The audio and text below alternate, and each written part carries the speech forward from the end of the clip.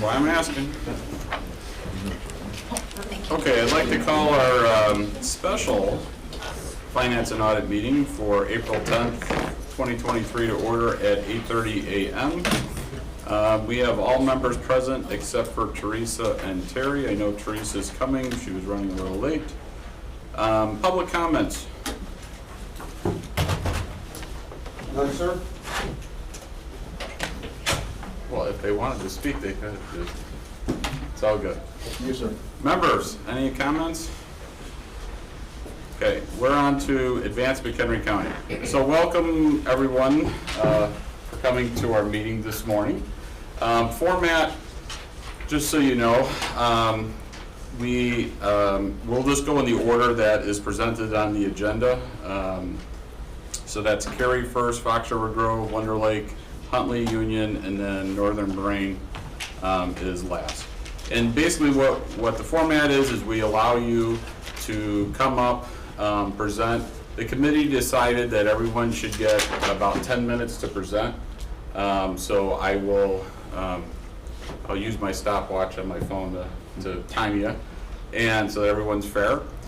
So we give you 10 minutes to do a presentation to the committee in regard to what your project is, the costing associated with it, why it's important for your municipality or area, and then afterwards the committee members can ask questions, which isn't timed, so that can go an hour and a half depending on the quality of your presentation. And then at the end of all 6 projects, then we will have some deliberation about what recommendation the committee will make in regard to each of the individual projects, and then the funding associated with each individual project. That recommendation will go to the full board. So this week on Thursday, the board has a committee of the whole meeting, which is where we, similar to probably what y'all have, you know, it's just a committee of the whole structure. So if there's any discussion about these projects or the ARPA funds in general, then the full board can ask the committee to talk about it. And then ultimately, a week from tomorrow, Tuesday, will be the actual board meeting where the board will actually take action and codify, hopefully, the committee's decision at that point. So that's kind of the process. So just as a informational purpose, the total projects that are being requested today out of the 6 projects is about $9.5 million. And we, as part of our ARPA funds, we have about 6.5 left to spend. So we're about 3 million short from what the request is versus what we have left. And for committee members' purposes, out of the 6.5 that we have left, there is still money that's being set aside for the MC EDC project that we as a committee had put on hold. And then also there's money held back for fiber throughout the county. So we have, as a county, we've made it a priority to try and basically light up the entire county with fiber. And the county board has thought that that was a worthwhile endeavor in regard to infrastructure, not only for the residents, but also for businesses that try and build in areas where internet is a real problem.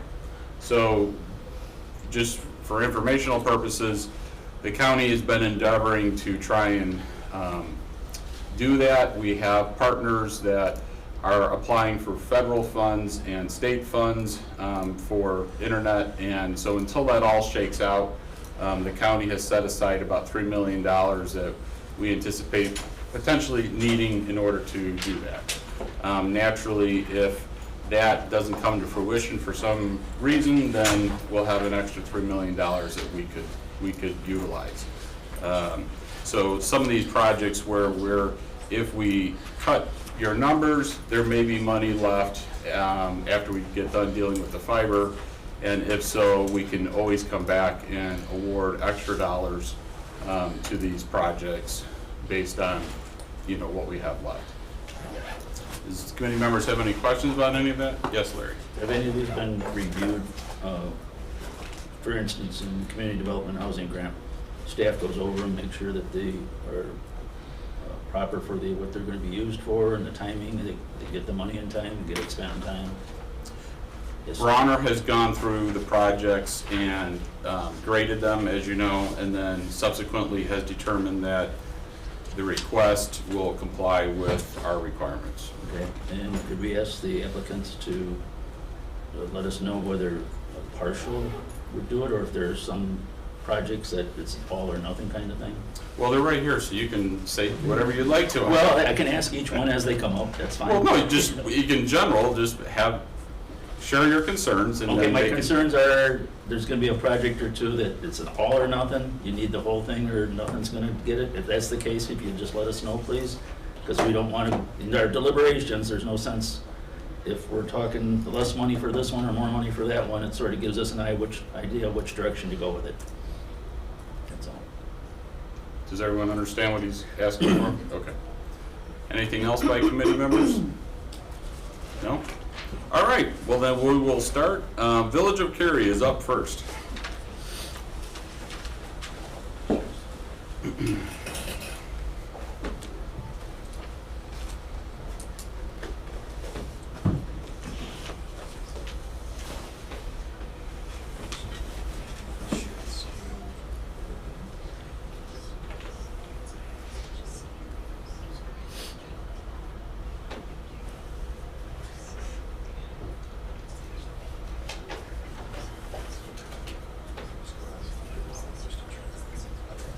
And for further direction, talking to a group of people, it's all yellow, All y'all? not just yellow. Y'all? Sorry, It is absolutely I'll get my terminology down at some point. all y'all. All y'all.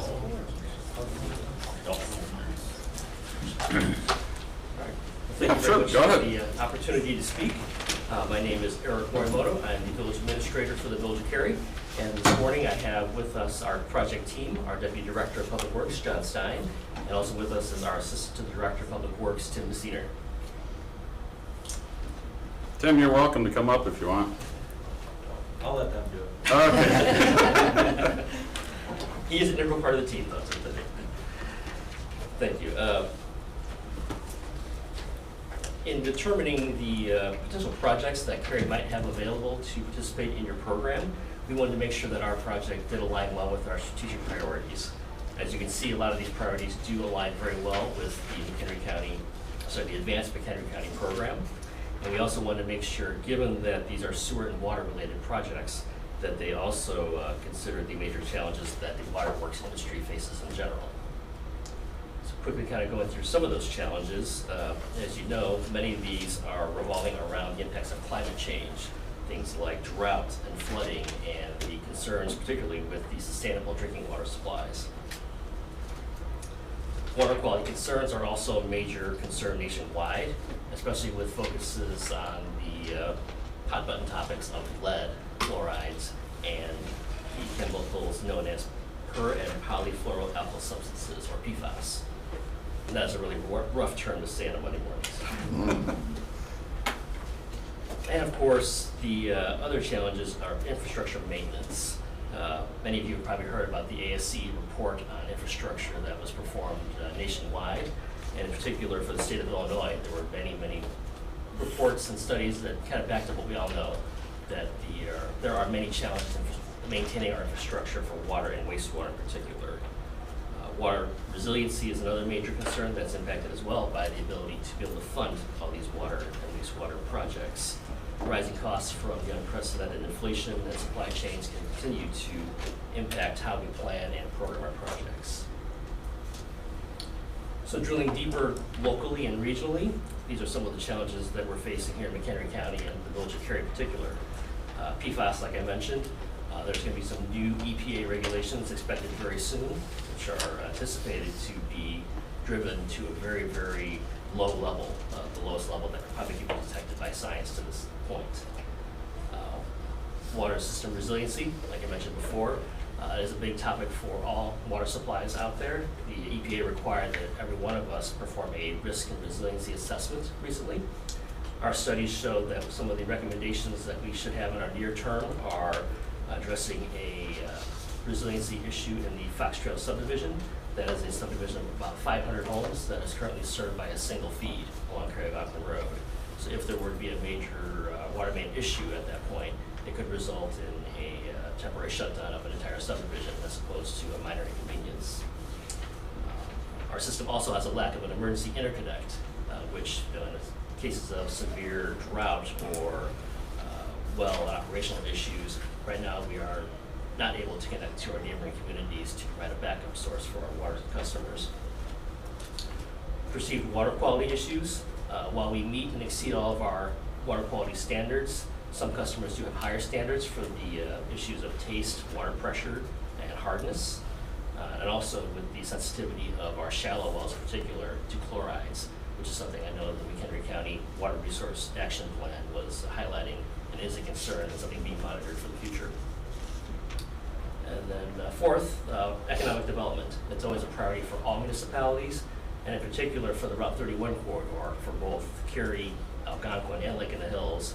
There's a stretch of 31 from about Raycon Road south to Clausen Road and beyond that there are no existing utilities to service future development along those areas. And those areas are prime for redevelopment down the road with the reclamation of gravel quarries that are coming offline recently and in the future in both Cary and Algonquin. And then lastly, long-term groundwater supply concerns. It is a finite resource that we have. McHenry County is reliant entirely on groundwater for our drinking water. And down the road, there will need to be some other options investigated to make sure that that sustainable yield isn't exceeded.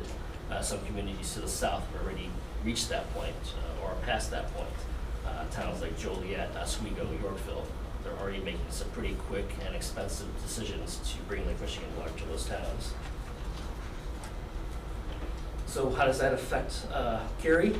We decided that a very important, worthwhile project that hit a lot of those points that I just talked about and addressed a lot of those concerns would be a worthwhile project for our short-term needs. So we are proposing a new deep well in the southwest part of our town, all along Route 31, and the property that we currently own and operate as Cary Lake at Rotary Park. You can see on this map here that shows the different pressure zones. Without getting into the weeds too far, you can see that we do have a variety of high and low pressure areas within our water system. You also see that there in the southern part of our town, just highlighted there, that's the Fox Trail subdivision. That's that one area I mentioned that does have only a single feed, serving about 500 residents. So our proposed project would aim to bolster our water system, one, by restoring some lost capacity, because we do have 2 shallow wells that are currently offline voluntarily, just out of an abundance of caution, given the detection of very low levels of PFAS, but also given that these upcoming EPA standards are likely to have a limit of any detection whatsoever. It will be a challenge to address that, so we voluntarily took those offline, but this well would make up for lost capacity, then also improve our water quality as well. This is, and I apologize for making you spin around the map here. North is to the left now, so this is an aerial view of the project area. Clausen Road to the south of Rotary Park. You can see in yellow there, that's where the approximate location of the new deep well and groundwater storage tanks could be located. To access the site, we're proposing adding heavy-duty pavements along the existing trail system to the parking lot that exists off Clausen Road. And then probably subject to future development and cooperation with developers and the Park District who owns the property to the north, should that area ever be developed, there would be potential for a new access road that can service both development and the well facility. And in blue, you can see that that's the location of the water main extension. So that's the water resiliency portion of our project that would enable us to get a second feed to the Fox Trail subdivision, which is to the top and the right on this map, and connects over to the existing water main system at the Cambria subdivision to the north. And with that water main extension, that also enables us to have a more practical and feasible way to interconnect with one of our neighboring communities, the city of Crystal Lake. Having this new deep well connected with that new water main over to the Cambria subdivision would give us not only just capacity to help serve that interconnect, but also the water pressure necessary to be able to push the water through both our system and to the west and north to Crystal Lake. In terms of project costs, similar to what we submitted with our project application, these were updated recently. Mentioned rising inflation, supply chain issues. It's a moving target with regards to project costs. So this is our latest estimate. It is slightly higher than what we had anticipated with our June application, application last summer. But it is still approximately $6 million for the first two phases of the project, which would be the water main extension, the construction of the new well facility, and the treatment plant and the paved trail for the access. We are requesting funding for the first phase of that project. That would be the water main extension project. That was approximately $1.1 million. And to the question raised earlier, obviously we are hoping to have as much funding assistance as possible for that first phase, because what that does is it does free up other resources for other projects that are in our 5-year CIP for our water and sewer system. We do have the well construction and the rest of the project programmed and about to be underway in design in our next rate period, which begins May 1st. So these costs for the new well facility are incorporated into our water enterprise fund. So we are funding the project in that manner. We would obviously entertain any assistance possible. Any amount that is received here with this program does free our water fund resources to apply to other important projects and other priorities in other parts of town. As I mentioned, the risk and resiliency assessment that we did for the EPA requirements listed a number of other projects that are important for bolstering the safety and reliability and sustainability of our system. So we do appreciate any assistance to get as many of those projects checked off our list as fast as we can.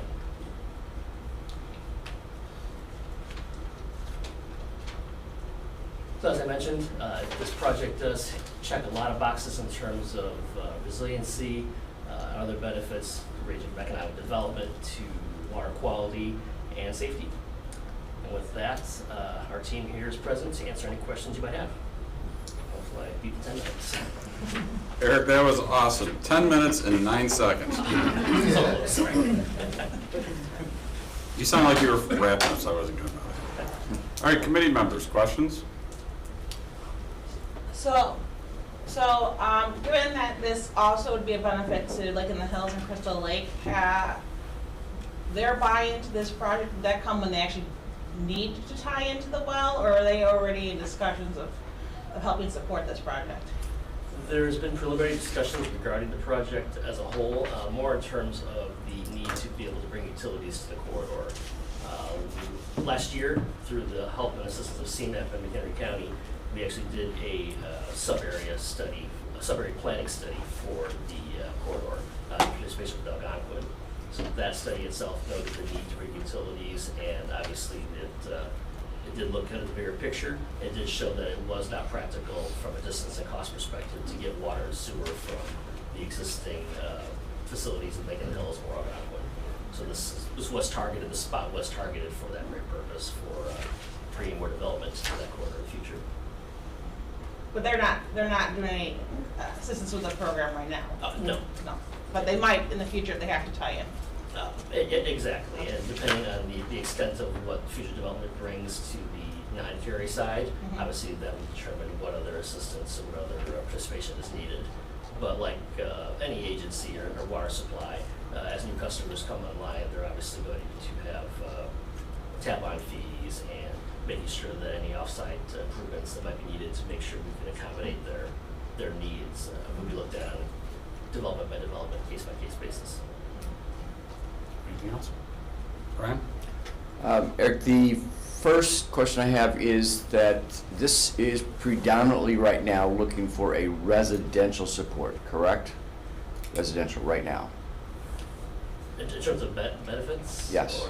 Or, no, it would, well, from the water resiliency aspect, yes, with that Fox Trail subdivision portion of it, Obviously, that is the Right. most vulnerable spot Right.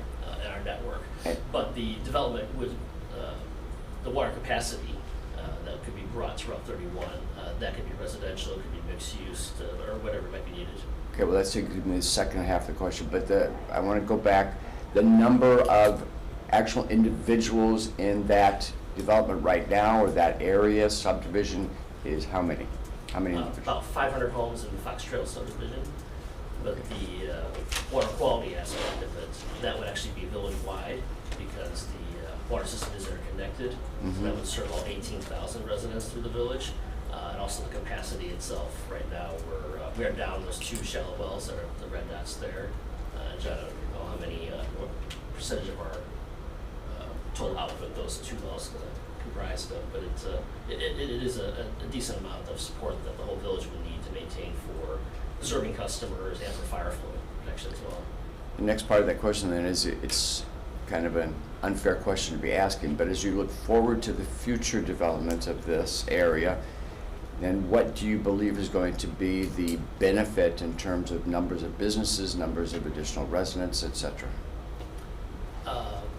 Unfair question, but give it. It's hard to quantify a number, but I would say that the Route 31 corridor is one of the kind of one of the only greenfield sites that the village of Cary has remaining in our town. And obviously with Algonquin and Lake in the Hills, it is kind of one of the last big corridors that we have for development. So that development could range from many different types. It could be mixed use residential, it could be commercial. One of the aspects that we're promoting with our economic development specialists are the recreational and the entertainment types of developments that might bring and complement what's already out there with Cary Lake and Rotary Park and the trail systems. Hoffman Park's got the adjacent Frisbee Golf course, which is a championship level course over there. And then just to the northwest, Crystal Lake has the wakeboard park and the recreation area as well. So the economic development opportunities to bring in developments that can be complementing our existing recreational and kind of outdoor aspects that the county enjoys currently, I believe could be really expanded in this corridor and this development. And this project, bringing utilities for those uses could be a catalyst for that. Do you want to hesitate and give me some quantifiable numbers of potential residents or businesses? I could get back to you on that. I know our study that we had done for the sub-area plan probably outlined that maybe in better ways than I can here on the spot. But it is an area that's going to be supporting in terms of population equivalent or PE. This corridor was going to be able to support about 2,500 PE, which is each PE is 100 gallons per user per day. So that is a pretty substantial capacity that we will support for future development. Thank you. Other members? Cal? So when it comes to, I have a couple questions, the PFAS. So it's only located in those 2 shallow existing wells, correct? Yes. Yes. Okay. And I don't know how that leaches in there, but so you're sure that if you drill another well, it won't be found in that area? Yeah. Yeah, the two, Cary currently has 9 wells. 3 wells are deep wells, as we call them. They're drilled, the pumps are set at around 1,000 feet below the surface.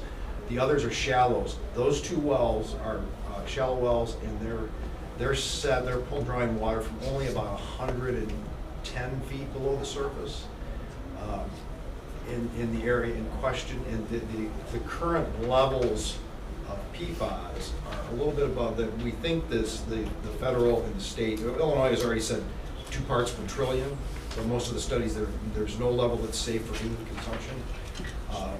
So if we decided those wells, they testified, we took them offline 2 years ago. We lost about 800 gallons a minute of production between those 2 wells. This new system, this new well we want to put in, we want to do at least 800 to replace that. We're looking at more like 1,000 gallons a minute, because as we look to the future, shallow wells are becoming, they're just because of their depth, things can filter down like the chlorides, we're seeing them everywhere in McHenry County, increased chlorides. There's a new study, we're gonna be starting with lithium.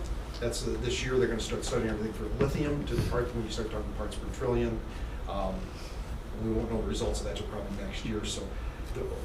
We see in our future, definitely going to a deep well. There's no evidence of contaminants like sodium and PFAS in deep wells, 1,000 feet or so. Currently, and then with a deep well, it's run through a treatment. The shallow wells are just a filter to remove iron. The deep wells are all ion exchange softening, which removes many things, like we remove barium and radium and things like that. So this deep well would do that. Currently, we can deliver about 1.9 million gallons a day with our deep wells. Our average day is about 1.5. We have peaks in the summer of 2.7. With this new well with ion exchange, our deep wells, we could deliver an average of 2.7 million gallons a day we can produce with just deep with this existing well to support the entire community. Part of this project will take the well 10, that's a shallow well, and we're going to connect it where it can be put through the ion exchange, and that'll increase us another 500,000 gallons for this project, giving us the ability to deliver ion exchange to treated water to the entire village on a daily basis, which when you talk about just the Fox Trails, that's a couple of thousand folks. This project, once it's done, and from what I believe, I think it will change the water quality of every resident in the town.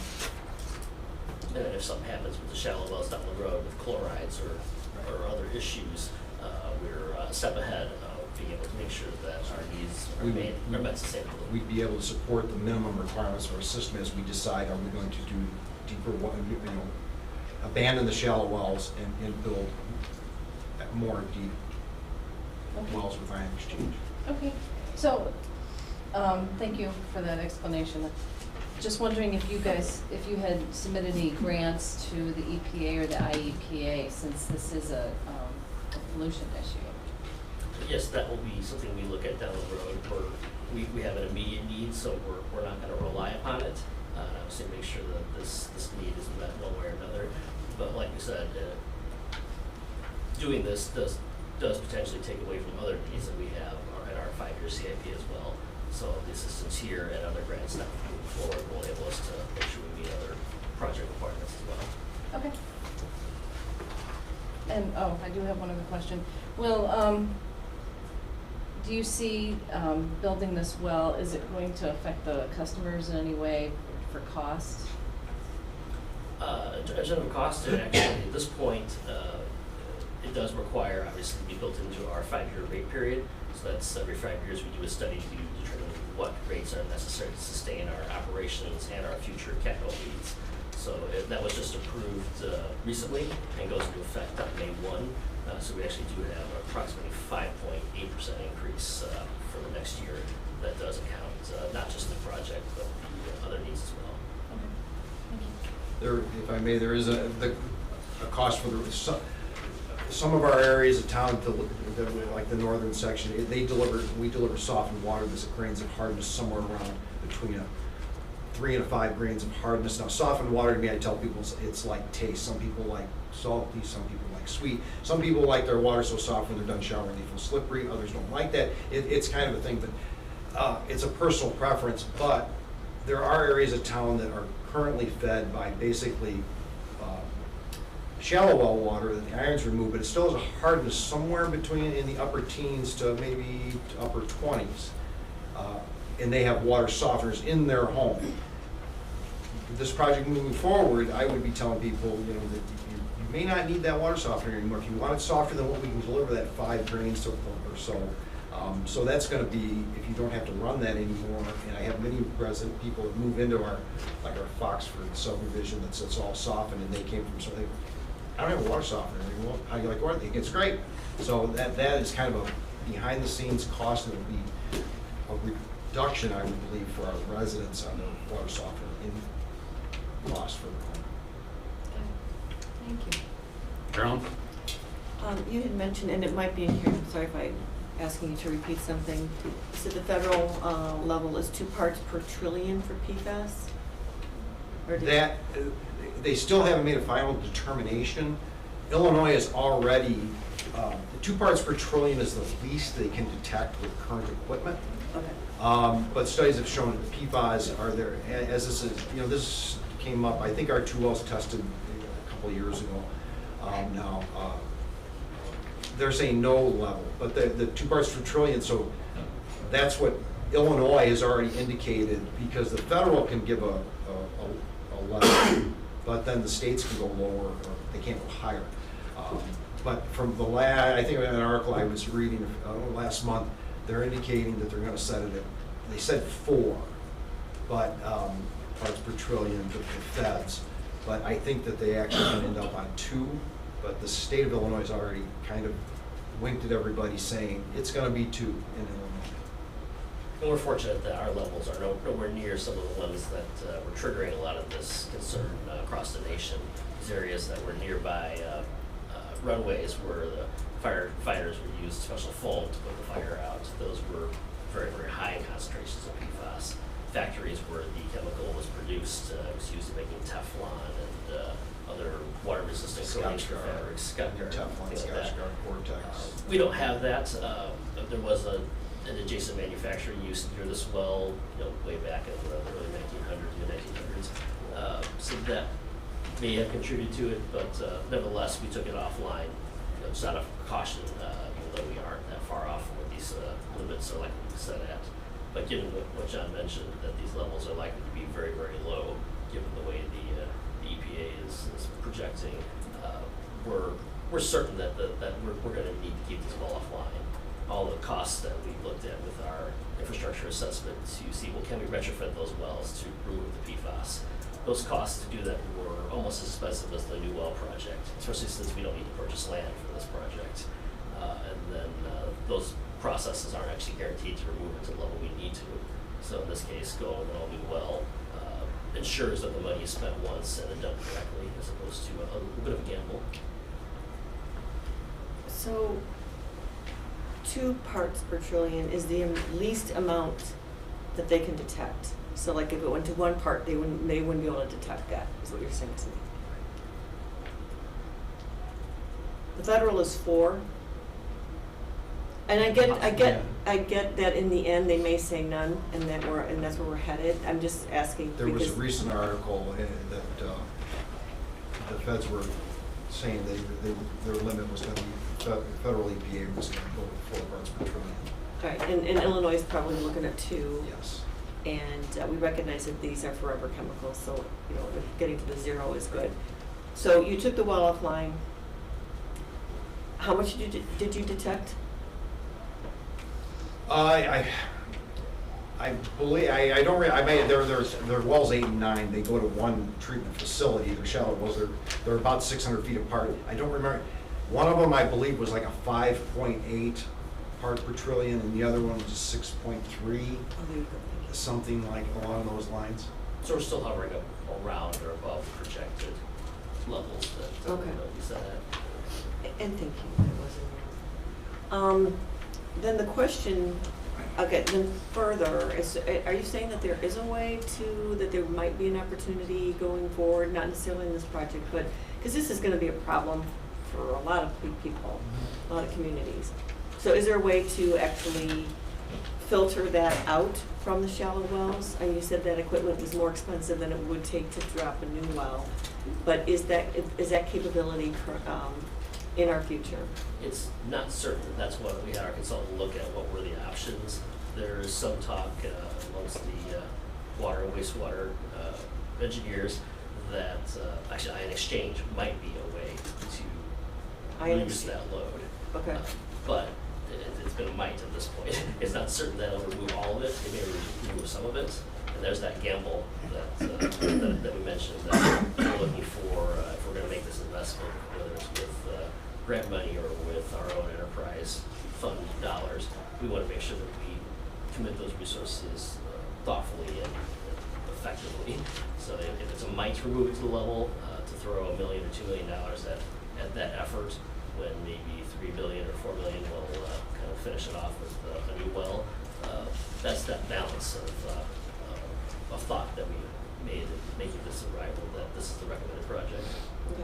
And the only reason I'm getting here, not to belabor the point, but we're really in a kind of a situation, at some point, if we all go to these deep wells and they go dry, I mean, we're pulling out of this lowest aquifer at such a rate in the broader area that, I mean, we run some risks of having water stability for, in time. No, Right. that's a very good point. I forgot to mention that when I showed that last box is checked about water sustainability. Yeah, on face value, it would kind of be weird to say that we should, in the face of groundwater supplies being limited, drill a new well. But we are actually obviously making up for lost capacity to other wells. But this facility would also give us some flexibility down the road and be adaptable should there be a need or desire to bring Lake Michigan water to not just Cary, but the southeast McHenry County. This facility itself, even though it's a new well, could be converted down the road to a pump station with the water main extensions for pushing water into our system and possibly into the neighboring community. We would have the infrastructure in place for somewhere to put those booster stations, somewhere to put and store sufficient water, quantity of water storage, groundwater storage tanks. Right now, we have the luxury of a 2 million gallon ground storage tank at the north end of town, which should Lake Michigan water be brought in from the northeast, could be a good funnel point for that effort. Should Lake Michigan water be brought from the south, the Route 31 corridor is kind of a natural location to get the transmission means to that point. And then this facility would be a location where the existing ground storage tanks with this project could be utilized or expanded perhaps if Lake Michigan water was needed down the road. Larry? Yeah, actually Carolyn hit on what I was gonna ask about the aquifer. But do you have any studies on if there's gonna be any long-term effect to surrounding communities or anything to back that up or not? Yes, the county's own water resource action plan, the update that was just done in 2020, that studies that in great detail. And then currently, the city of Crystal Lake just engaged a consultant to look at long-term water needs and options. And the Village of Cary, we're one of the participants providing them data and supporting their efforts in that regard. So this project, again, with the location we're talking about and the potential reuse and adaptability of our site, it is being looked at holistically in terms of efforts with studies like that. Okay. That's it. Any other questions by committee members? Just one quick one. How shovel-ready is this project? We are going to request for qualifications for proposals right now for the engineering. So that should be actually released very shortly. We also just did apply with the EPA as a backup plan for their state revolving fund for low interest waterworks projects. But we do have a program in our 5-year rate period and study, so we'll be moving forward with the schedule we outlined in the application. Anything else? Okay. Thank you, Eric. Thank you, John. Thank you. Next up is Fox River Grove. Well, that was in the application. You could Go again? you know. Hello. That was in the application. That was in the application. You were showing me the water softening. Oh. I don't know which one I'm showing it to you. No, that's okay. I'm sorry. There wasn't any. I can tell you it would be the second email that came. I'm not seeing it. Which emails Kellen looking for? Which one are you looking for? Showing the water quality. Yeah, I changed it to Fox River Grove now. So- Okay, that's fine. I'll look. So maybe I can change it back while there's that up here.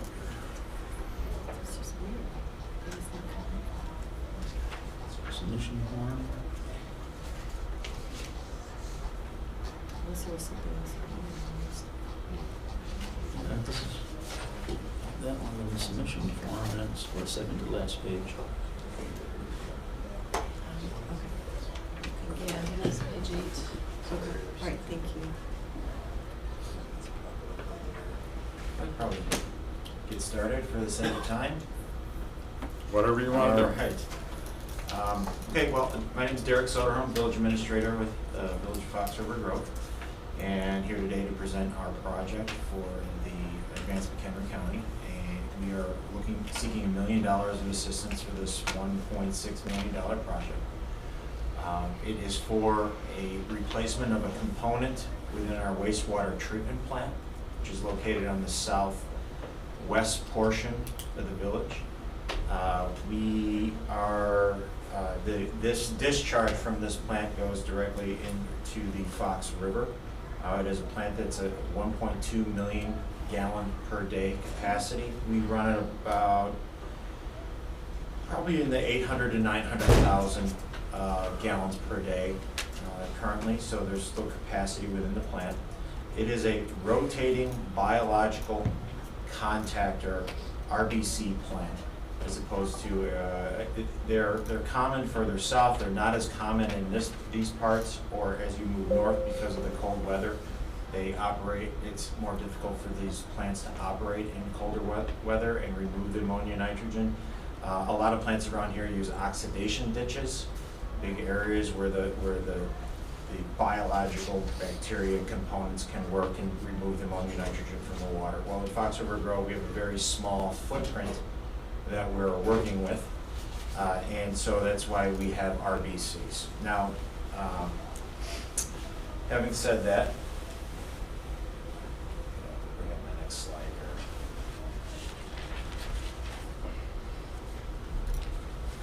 here. There we go. All right, great. So I cover this. So I'd like to get a little bit of background in terms of our organization and some of the challenges we face. We're a 5,000 person community, or just under 4,700. We do service 2 areas outside of the corporate limits of Fox River Grove, including Good Shepherd Hospital and a portion of the Lake Barrington Industrial Park. And in terms of the financials, I guess my point there is that we're a smaller system, so it's difficult for us to achieve economies of scale, take on large projects, and then spread those costs amongst all our ratepayers, which is essentially what we try to do. This is an enterprise fund, and the folks that, or entities that are accessing the system, it's designed that they pay for the costs of that system. Well, being a smaller one, we take on a large expense like these RBCs at $1.6 million. We have to spread those costs among our existing users, and it gets quite costly. In 2021, our village board decided it's time to start focusing in on water main replacements. We have portions of Maine that are over 100 years old in the community, and we wanted to set forth a path to begin replacements one every couple of years over the next 35 years, so that the system can be replaced, and that we're not a 135-year-old system without any replacements being done over the last 35 years. So we've done that, and so by doing so, we've had to have overall rate increases, not just on the water side, but water and sewer, overall blended rate increase for those customers in 2021 of 9.4%. That was followed up last year with a 7.4% increase. And we had another planned increase for 7.4%, but we were able to do things within our operating budget, reduce some transfers and paybacks to the general fund, forego those, and essentially drop this May 1 increase down to 3.7%. So instead of 7.4, we're able to get it down to 3.7. But we've had several large rate increases recently. So our residents are paying for these water mains replacements to come at this time, and we're accumulating it and doing it with cash on hand. The other thing that's working against our rates at this time, like many other municipalities, is that the lead service line replacements, we're required to do those. Now, when we're moving forward with our water main projects, we will be replacing the village portion of the lead lines. It's yet to be determined on exactly how the homeowner portion of the lead lines will be handled. We do intend to access, if it makes sense financially, some of the loan forgiveness program from the IEPA. But the details on exactly how those dollars are going to work and be forgiven aren't exactly known at this time. So one of the things we have working against us as well is that we have a very high percentage, I believe it to be probably one of the highest, if not the highest in McHenry County in terms of percentage of lead services. Now, it's kind of an ignorant statement. I don't know what other people's numbers are. I know, and Eric, maybe you correct me if I'm wrong on this, but doesn't Cary have around 200 lead services? Do you know the rough numbers there? We're pretty low. Pretty low, right. In terms, I guess, Cary's about 3 times the size of Fox River Grove. They have 1/3 the number of lead services. The point being is it's another cost burden on our system and our ratepayers that's working against us. So some more specifics about our project is this is a picture of the media for a rotating biological contactor. It's like a plastic type material that sits halfway into the ground and rotates through the water that's passing through it. There's bacterial growth that grows on the media, and that actually ends up removing the ammonia nitrogen as the water is passing through. Our current media that's part of this system has been in place since 1978. It's about 45 years old. Probably 10 years past its useful life. And it is beginning to deteriorate in a rapid fashion, hence why we are where we are today in terms of making this request and wanting to move forward with a replacement. We are losing the effectiveness of this particular technology because pieces of that are actually falling off, and we are losing it in a permanent fashion. Once it falls off, can't replace it and put it back on. The whole thing needs to be replaced, and we actually have 4 banks, one of which that is there's a steel shaft that runs through the middle of these. It's completely broke, busted in half, and it is no longer in operation. So we're really only at 3 out of 4 operating. We look to, in about 2000, we started moving forward with design and figuring out approaches to replace this. And we were estimating the total project cost to be about $900,000 in the year 2020. But after COVID, inflationary cost increases and everything that happened with the economy and the production of products, we had about a 77% increase that we were not anticipating when we originally started out to do this repair. We were able to receive a direct appropriation from the state of Illinois for $400,000 to assist with this project. But at about the same time we were made known those funds were going to be awarded is about the same time we received a $700,000 cost increase. So our $900,000 project, we were anticipating getting about $400,000 of that covered, just went up by $700,000. So we're still looking for another $300,000 to fill that gap or make that difference. This is just an aerial of the plant. The yellow box is where the 4 RBCs are located, and the one with the red X on it is the one that is currently in failure. You can see, it's kind of hard to tell in terms of scale, but that's a single-family home across the street. This is a pretty small footprint for a complete functional wastewater treatment plant. And one of the reasons we're able to do that is because of these RBCs and the no need for the oxidation.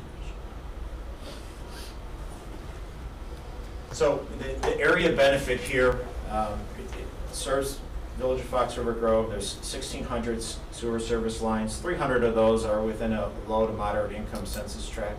We also, as I mentioned earlier, service Good Shepherd Hospital, which is about 2,000 employees and 33,000 patients per year, many of which are McHenry County residents. And we do service a small industrial business park in Lake Barrington, many of which our employees and customers come from McHenry County. And you know, once we are able to move forward and construct this project, we will have improved water quality flowing into the Fox River. There are times where we're down to 2 RBCs because one of the RBCs fails, there's a gearbox or some other issue going down, or it needs to be taken down to be cleaned. By having 4 functional, new, rotating biological contactors operating at full capacity, we are still within our IPA limits generally in terms of the effluent leaving the plant, but it will ensure greater reliability and water quality for all the water discharge that leaves the plant. To answer the question in terms of the project moving forward, this project has to move forward. We don't have a choice. It is moving forward with zero funding, or we get the full request. We certainly appreciate the full request, as it will help offset the need for future rate increases or deferred maintenance in other areas.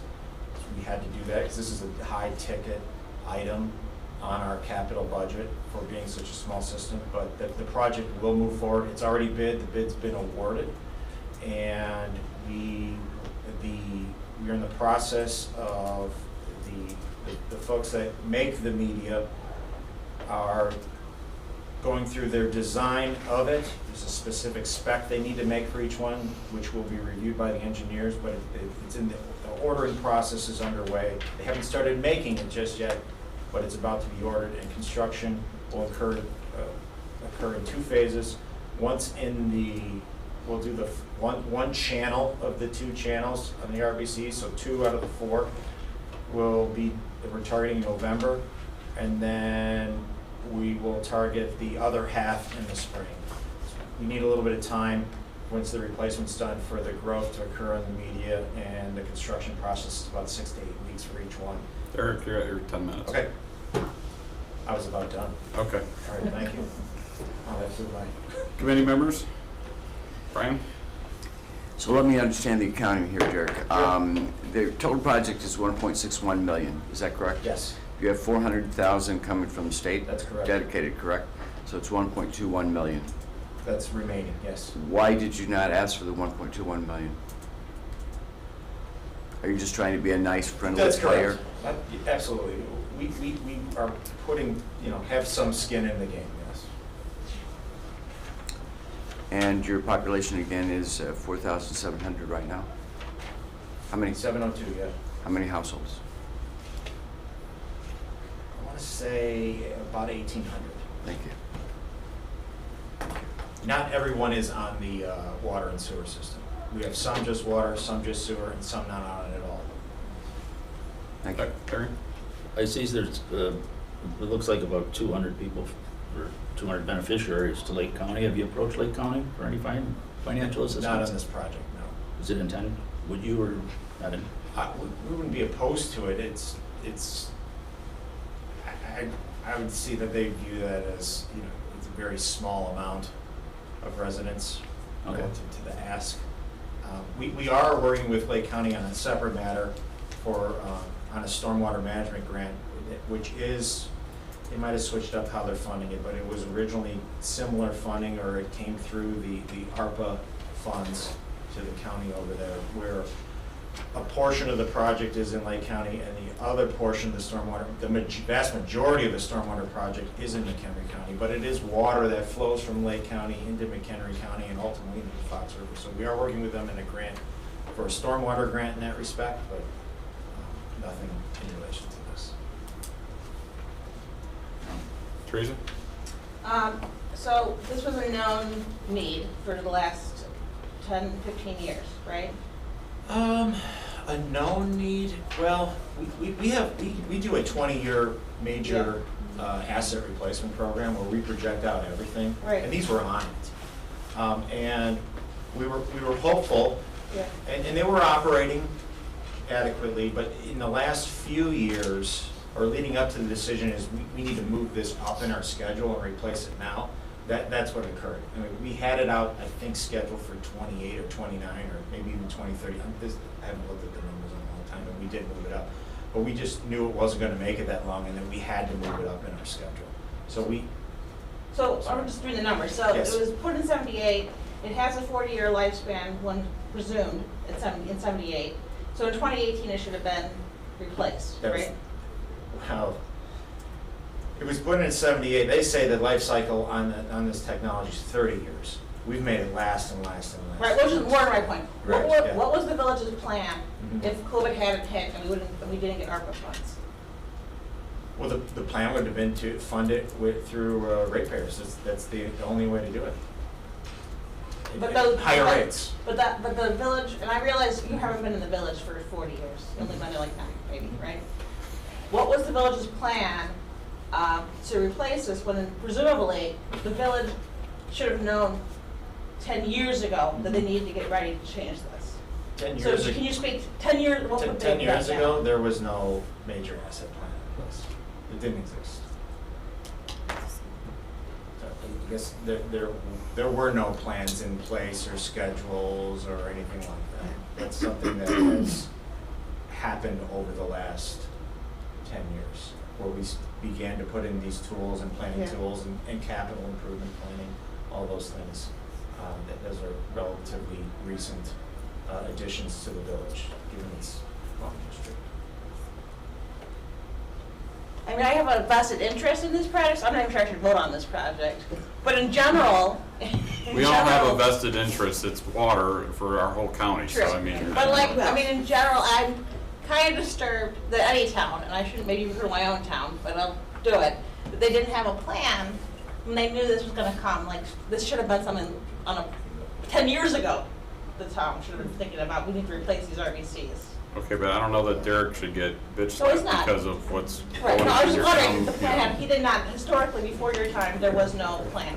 Nobody had been thinking about this until you came in and I shouldn't even say that nobody was thinking about it. I Yeah. don't know, I wasn't Yeah. there. But to the degree of planning and effort Yeah. that we have today, Yeah. and all of our major assets valued over $5,000 planned out on a schedule for the next 20 years, and a rate structure or put in place to fund those fixed assets Yeah. over the next 20 years, those are all things that have occurred within the last decade.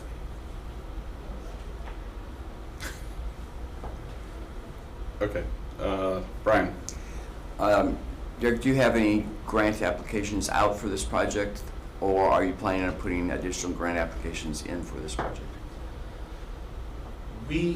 If we're unsuccessful here, we put more grant applications out. If Okay, we're but nothing pending. There's nothing pending. Thank you. No. Just that we do have that direct appropriation from the state for $400,000. Larry? What is the normal water and sewer bill for this area? Maybe I could address this to Teresa. So, I only have sewer, I'm only on Oh, sewer. okay. so if you're using, well, I have it on the slide, 160 next year. Okay. So next year on May 1st, it'd be about $80 a month for water and sewer, your typical single-family home. Okay. $80 per month. It's $161 we bill every 2 months. And the sewer bill is, so we're only paying for the sewer, I it's think like that's gonna half be about- that. I think that's gonna be 80 for 2 months. In Yes, the 80 right, yeah, range, it's- so yeah. 40 maybe per month. right. So we can't meet, if it's sewer only, we don't have a meter on it, so it's an estimate in terms of the usage. Okay. I don't think I'm 5,000 people. Okay, I'm not gonna do the math right now, but, I mean, there's plenty of towns in McHenry County paying that normal water and sewer bill is $110 a month. It's not uncommon, so It depends on how much you use. I understand. Right. There's Than average. Did you have a question? I do. And I just lost it. Hold on. Are you replacing 4 of the Yes. RPGs? All 4? Correct. And have you ordered them at all? So we bid the contract, we've awarded the contract, the actual contractor is responsible for the ordering, and that order's been placed. But then there's a design process on the manufacturer's end. It's 8 to 10 weeks, 8 to 12 weeks, which we're in the middle of that now. We're probably 4 to 6 weeks into that. And then they produce a drawing of the product, how it'll fit with what we have, and then our engineers will sign off on it. So So how it's- long do you think the total process will be? Before delivery, Yeah. the longest would be probably December. We're hopeful we can have it all wrapped up and hit that target date for our contract, starting construction in November. And that first piece of construction will be 6 to 8 weeks, starting, let's just say November 1st, that's done, and then we pick it, allow that media to grow, and then we pick it back up again another 6 to 8 weeks in this, probably late February, early March. Okay. And the reason we're trying to do it in the winter is because our IEPA limits on ammonia nitrogen levels are lower in the winter months because of the colder weather, with better limits. And it's just a better period for us to construct in because we have, higher limits. No, let me think about that, because it's backward. We have higher limits in the winter, and so therefore, we think it's easier to operate with two of the four, and still be within the regulations. Carolyn? Just quickly, so when we were asking Larry about the, that was for water, their average water bill? I assume that's water and sewer. That was water and sewer, yes, correct, that's what I was quoting. Okay, and so then up here you have the different increases. Yes.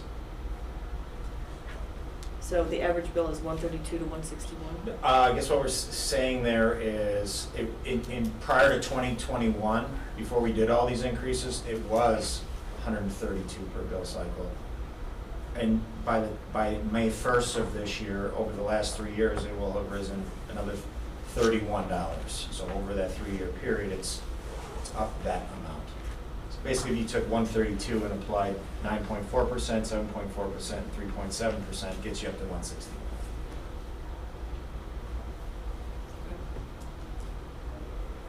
So $80 a month for water and sewer. That's correct. We build on a two-month cycle. I think most of it. Hmm? Any other questions? No? Okay, thank you, Derek, appreciate it. Great, thank you very much. Thank you. All right, Wonder Lake is up next.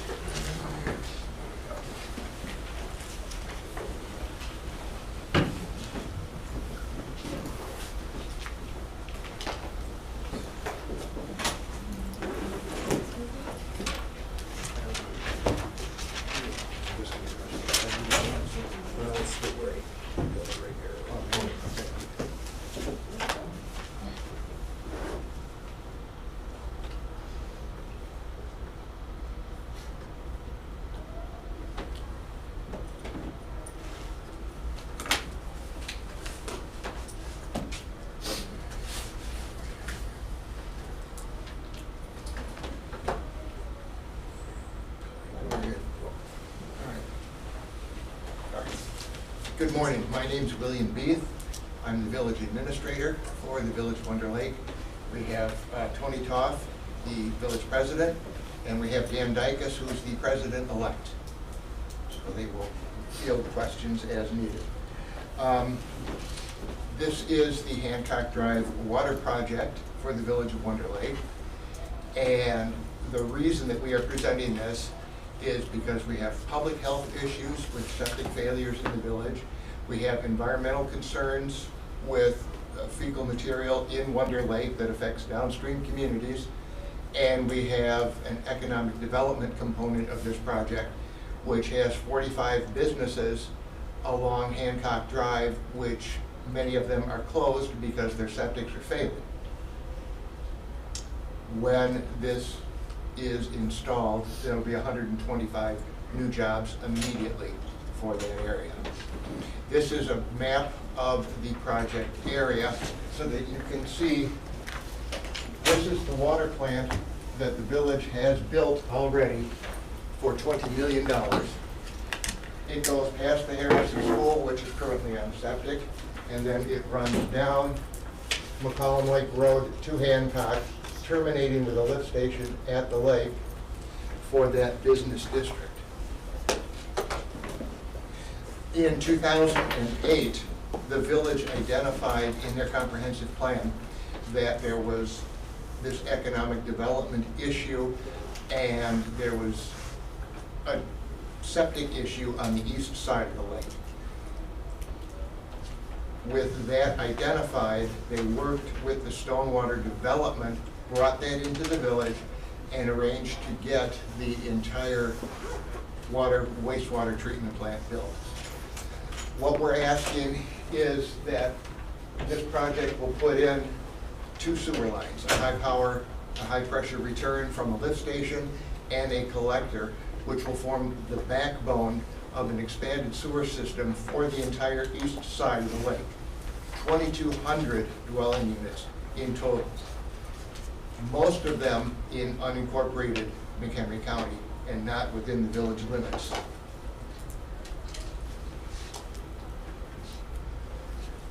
So the big question is, how did we get here? Wonder Lake is a man-made lake that in 1929, real estate developers came in and said, if we dam the Nippersink Creek, we can have waterfront property and we can sell summer cottages. Well, these lots were 150 or 125 by 50 feet. Very small summer cottages with a small well and a small septic system in them. And this subdivision just went on and continued around the lake. Then they hired P.H. Adams in '29, and he actually built the dam, which is 1,000 feet long, and that's the spillway picture there. The cottages were then sold through newspaper advertising, and if you look in this upper picture here, you can see the size of the lots and how constrained all of that land is. And that's the key to the entire problem that we're addressing with this, that for current septic standards for public health, there is no room on these subdivided lots to be able to put in new septics that meet current standards. So the village has been working and has started to work with McHenry County Health Department to address all of these issues.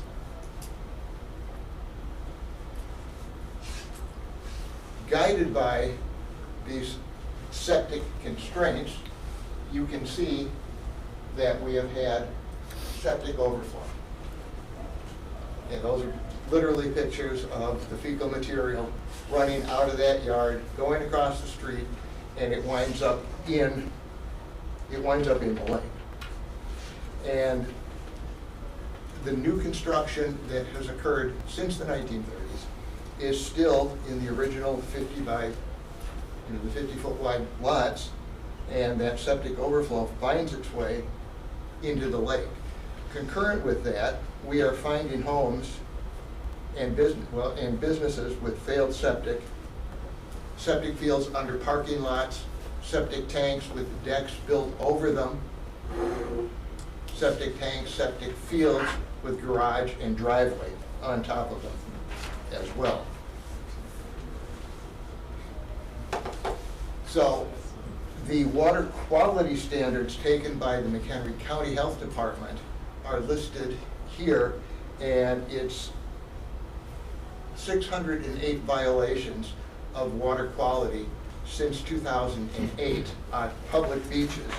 And it's a measure of E. coli that is found, which is an indicator of fecal material in the water. This lake water then goes into the Nippersink watershed, chain of lakes, Fox River, ultimately the Illinois River.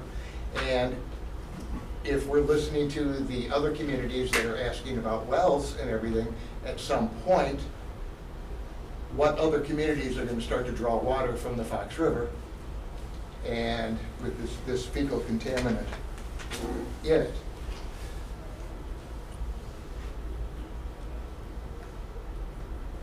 So you can see then this whole process is not just a Wonder Lake project, because we're impacting all of these downstream communities in McHenry County and these environmental and public health concerns for all of these waterways.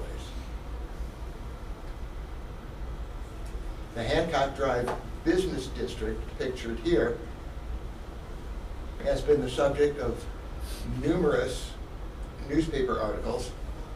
This particular one from 2022 from the Northwest Herald is talking about why aren't these businesses open? Why are they failing? Why are they closed? And it all comes down to the fact that from those 1930 subdivision lot sizes, there is not enough room on a lot for a business, for the well and septic, for that separation between the well and septic fields, and to have parking all at once. And so it's a combination of all these things that the village recognized in their 2008 comprehensive plan that they are now addressing and saying, we've already put in 20 million for this water plant. Now we need to extend this whole sewer system to take advantage of the rest of this. And again, what it's going to do, well, at the very end of Hancock, right here, Lakeview, it's a restaurant that is closed because they can't afford to pump the septic every day. That's just the way it is. So that's the kind of economic development that we're looking for that will be a side effect of this entire project. And again, just to stress, all of the downstream communities. So in terms of public health, we're going to have reliable service that's going to replace the existing septics. We're going to have economic development for Hancock, which will increase the tax base. It's going to be 45 businesses impacted immediately, 125 new jobs. We're going to clean up the lake water, we'll clean up the downstream, and the cost is going to be 6.8 million total, so we're asking for 3.5. The ability of the revenue stream in the enterprise fund now will support the operation and the maintenance, so we will not have to raise water bills for this. It's going to allow the fire department to get several additional fire hydrants. It will allow the school, the K through 8, the pre-K through 8, to connect to the sewer system. And it's going to be the backbone that in the future, these 2,200 residential dwelling units on the east side of the lake that are on septic now will be able to address the future public health issues. Because all of these septics are in some state of failure or pending failure. So, just to summarize, we've been working on this since 2008, and as a small village, we're able to identify this problem and begin solving it, and we've been working since 2008 to do this, and so we're just asking for your assistance. Thank you. Okay, thank you. Questions? Larry? Is it economically feasible to do this in stages? Where there was an all or nothing kind of?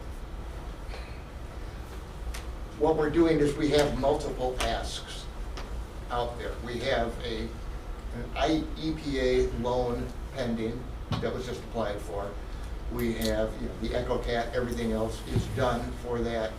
We have congressional funding that we're asking for through Representative Schneider, and then we're asking here. So this is a very large project for a very small village, and we're trying to do everything we can to leverage everything. Hey Bill, if I could, Larry, really quickly, this is a stage of the project overall, right? This portion, the initial water treatment and water plant that was on the right side of the picture already being invested in, that was a huge portion of the lift. This is just one piece of this project now to get this pipe out to the lake, essentially, for the wastewater side. Okay. Brian? Bill, what's the population? 3973. And we are currently building 3,700 homes in the stormwater subdivision. And that's 10 minutes away from this business district, so that's going to be a symbiotic relationship there. Okay, and correct me if I'm wrong, but basically you're saying the total project is 6.8 million? Yes, You're requesting 3.5, so you have a Yes. differential of 3.3 yes. right there. And you're looking at some federal loans, We're looking at some federal funding and an IEPA loan. okay.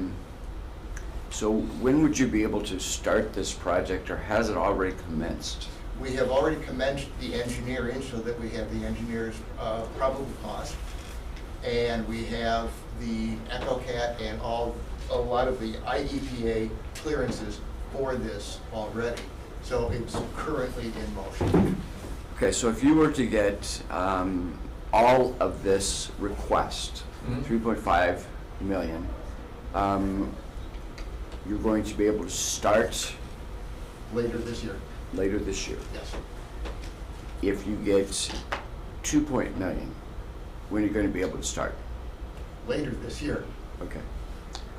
So you have the capacity, or you believe you have the capacity for this project to move forward if you get the full request or if you get a partial request?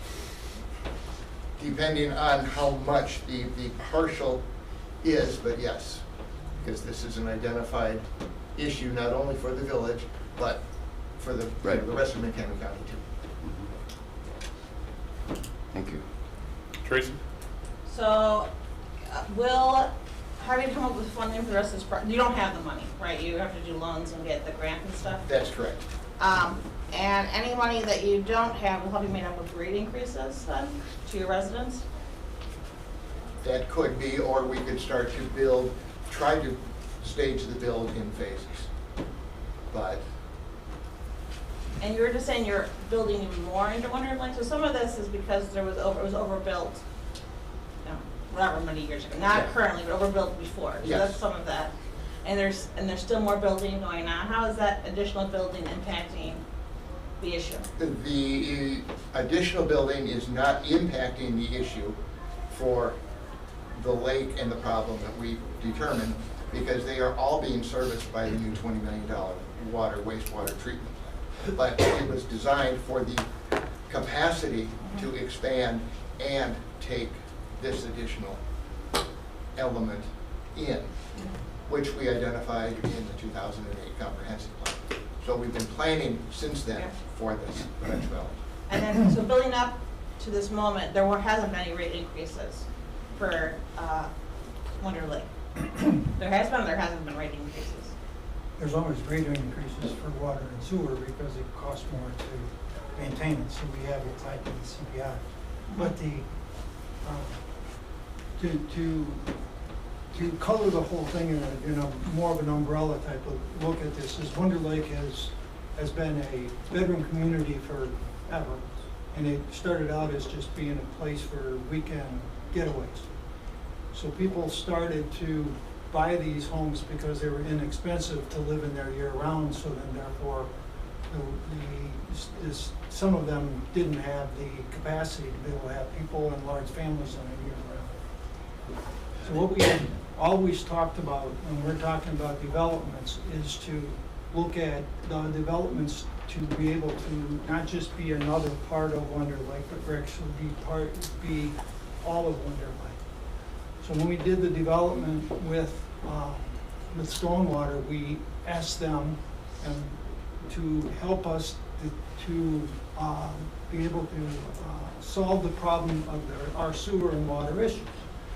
And we had water issues then in the part of the water that we did take care of. So we asked them to do that, and we put together a plan where they would build a traditional sewer plant that can be expanded to do all of Wonder Lake, the whole area, and also a water system that could do the entire east side, if not both sides of the lake. So when we did all this planning, a lot of it was blue sky. Then all of a sudden, 2008 hit, and then it was pretty dark skies for a lot of years.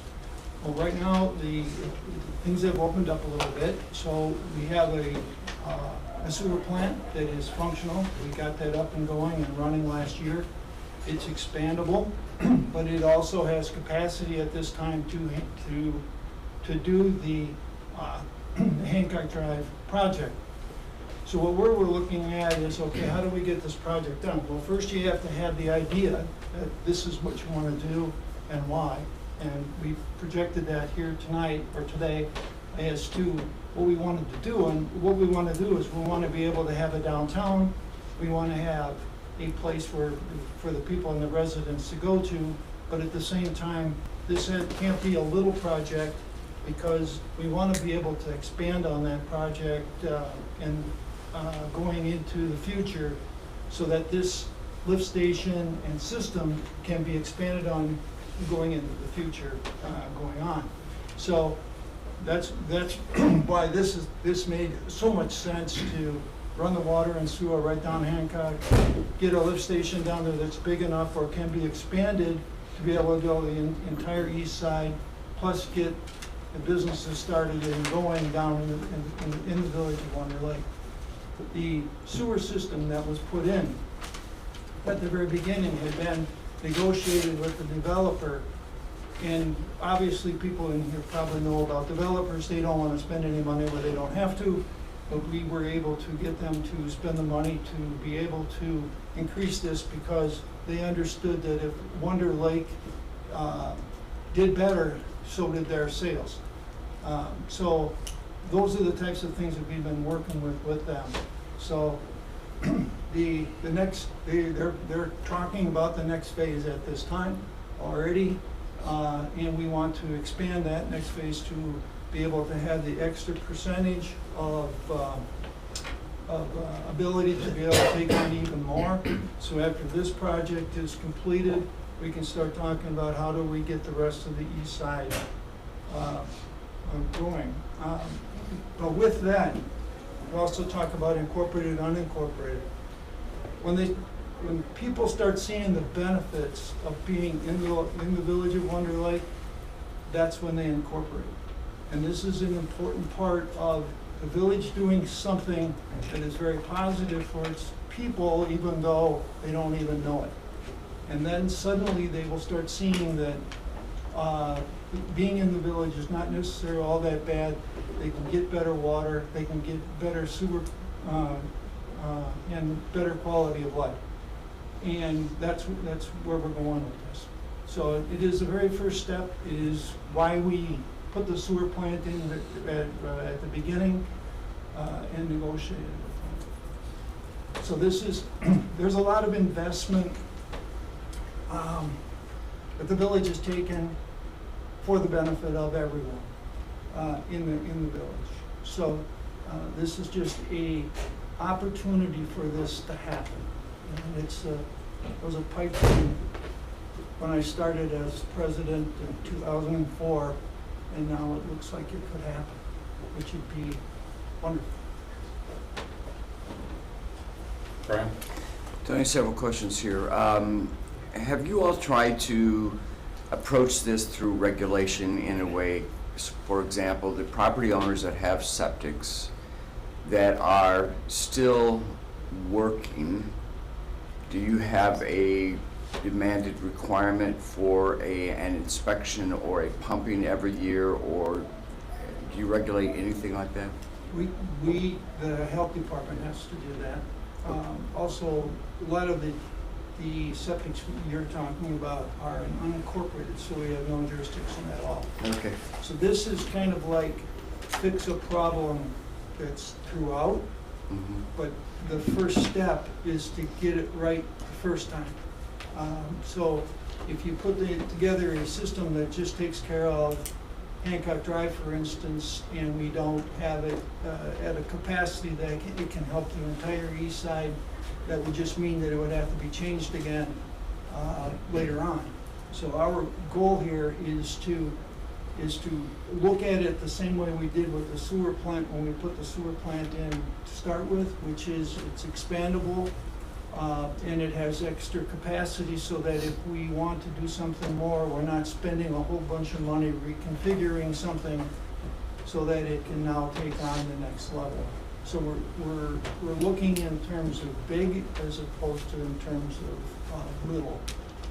But we can do little. It's just that when we do the smaller portions, we're gonna have to think of capacity, and so that it doesn't have to be redone again in the future. Do you have an estimate on how many of the septics have failed? I do not know that, but it's enough where we have several times during the year where when especially during the drought portions of the year where the beaches have to be closed. Okay. It's probably the best way to tell, because that's what you see. Yep. Kids can't go swimming. Right. So let's look at that. What do we have to do that? And have you all looked at, or have you imposed any, a referendum? Have you gone forward with a referendum, I should say, for this type of public improvement? Have you asked the The residents? problem that we're looking at here is that we're not all incorporated. Yep, I understand. So That's your the public problem. improvement would be for the people that are incorporated in there, and then it's kind of Yeah. a mismatch all around. So it'd be a difficult deal to go for that. But this is a start for something like that, where you would start getting people to want to incorporate so that can happen. Mhm.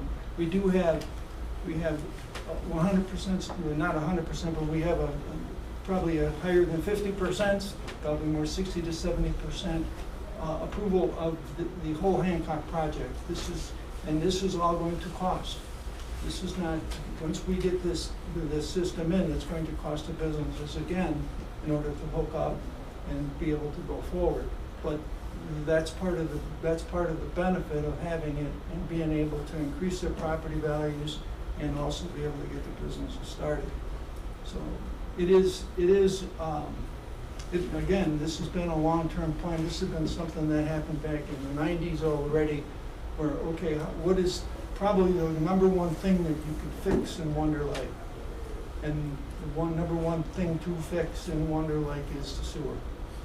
And water is second, really close. The school itself had problems with cyanide in the water where they couldn't even drink the water. We have them hooked up to our new system right now so that they don't have that problem anymore. So it's a constant step-by-step thing. It's unfortunate, as we all know, it just costs a lot of money, but basically we're looking at the concept of trying to get it finished and working it out so that it can be for the benefit of Wonder Lake long-term and not be thinking in terms of just a Band-Aid to get through another 10 years. Let's think about what this would look like in 50. So in your mind, you're trying to incentivize, if you will, through this improvement, people who are in the unincorporated portion Absolutely. to become a part of the municipality. And so that's a primary goal that you have. And yet it's this kind of, right now, it's a disincentive because there's so many problems and people don't want to look forward to having to pay for that additional cost. So this is going to be kind of I hate to say it this way, but this is going to be the magic solution to that overall for you. Kind Kind of, of, yeah. one of them. Yeah, There's right. other things we do, but Right. that are benefits to them. But this is the first step in a long road, a long slog. In 1999, they did a study as to what it would cost in 1999 to have sewer in the entire village, or not the entire village, but in the entire zip code, so to speak, around Wonder Lake. And that number was at 10 million. So you can imagine what it is now. It's probably 30 to 40 million now. But this is just the first step. And it's over-designed to be able to take on the capacity of the site. The pumps that are in the lift station are probably going to be smaller than necessary at first because they're just going to be in a vault. But the vault has to be big enough to be able to expand it.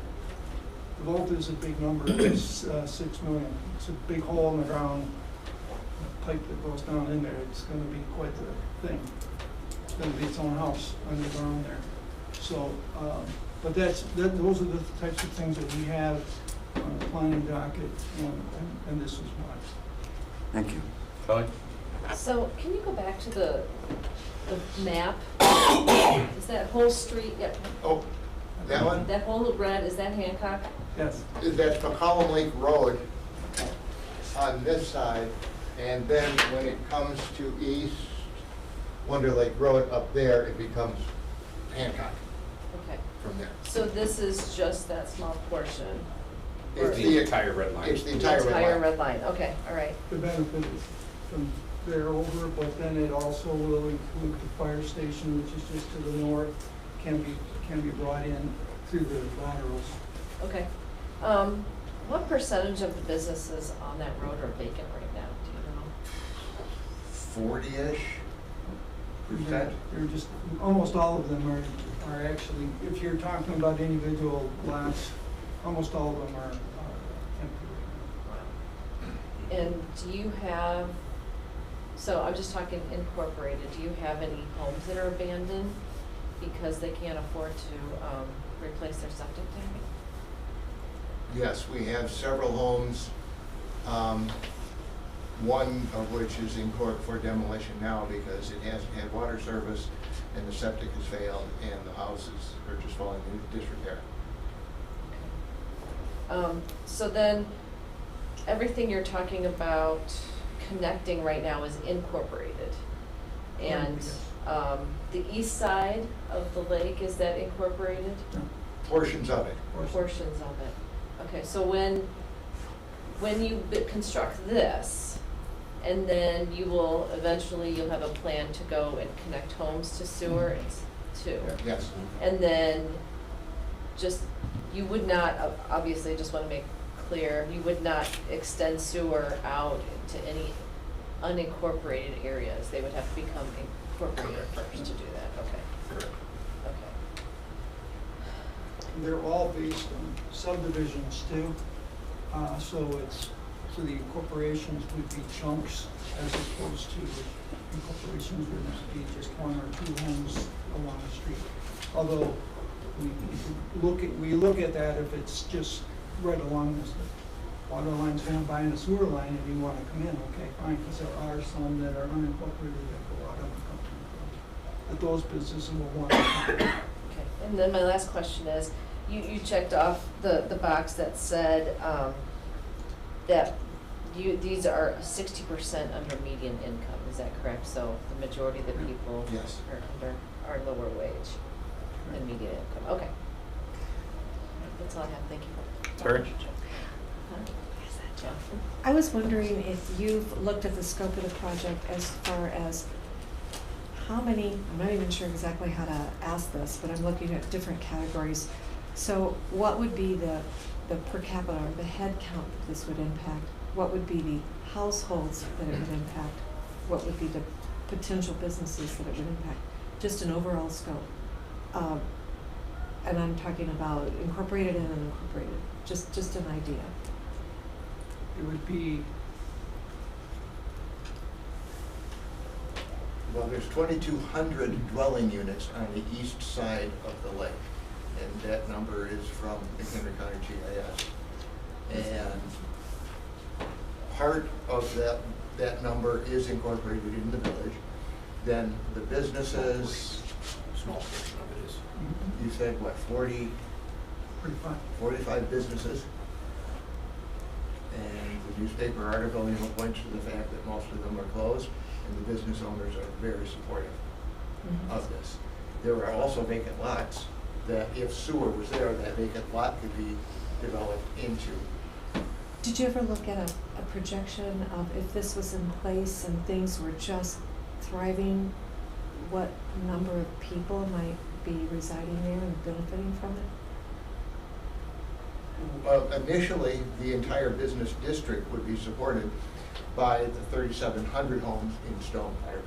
And that is going to be, it's that age-old development question of, If you have to build have the it- rooftops before they'll build it, and, if you build it, then the rooftops will come. We've got the rooftops coming, so that is the incentive we have in your Dollar Tree, Dollar General store that took over the Wonder Foods location, and that's currently. Well, let me ask it a different way. Right now, what's the population of Wonder Lake and then the unincorporated area that if everything were great, you would hope would want to be a part of Wonder Lake? If everything was part of Wonder Lake, we'd be the third largest city in McHenry County. Which would be Be somewhere around 40,000. 40,000.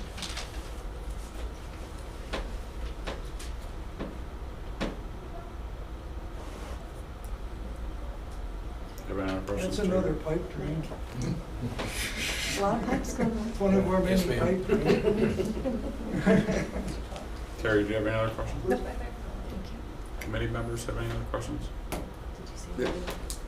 You will impose a check, excuse me, connection fee here, Mhm. Yes. right? And do you have any idea what that might be for your residents? It's currently $3,500 Okay, per unit. thank you. Anything else from committee? Lou, you have a quick question? I just have maybe a comment that backs up to what Kelly asked. When I walked, there were a number of people that knew their septics were failing and were not happy about the idea of hooking up to sewer, but knew that their septics were failing and could not be repaired. And the level of anxiety, and largely these were older residents. I'm talking largely senior residents. And their septics were cooked, done. And that's part of why I supported what Wonder Lake was doing here, because I think that, and that was just my experience. I just wanted to have that. Okay. All right. Thank you, Bill. Thank you, Tony. Thank you, Dan. Appreciate it. Huntley's up next.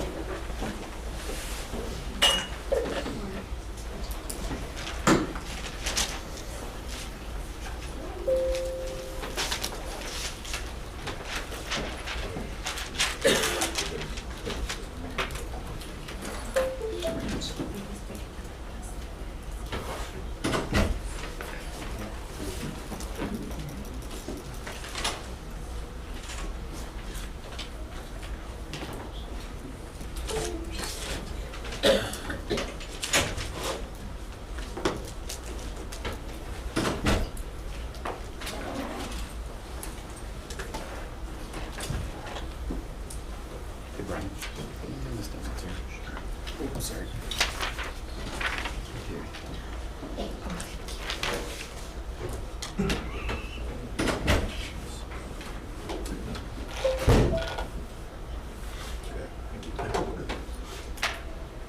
Good morning, Mr. Chairman, members of the committee. My name is Dave Johnson. I'm the village manager in Huntley. On behalf of Mayor Hoff and the Board of Trustees, we thank you for the opportunity to present our project today. Our project's a little different than the ones that you've seen. Our project's approximately 90% complete. I'll start our story by showing you some of the challenges that we had when this water main broke. And of course, we had one time it broke in the summer, in June of 2015.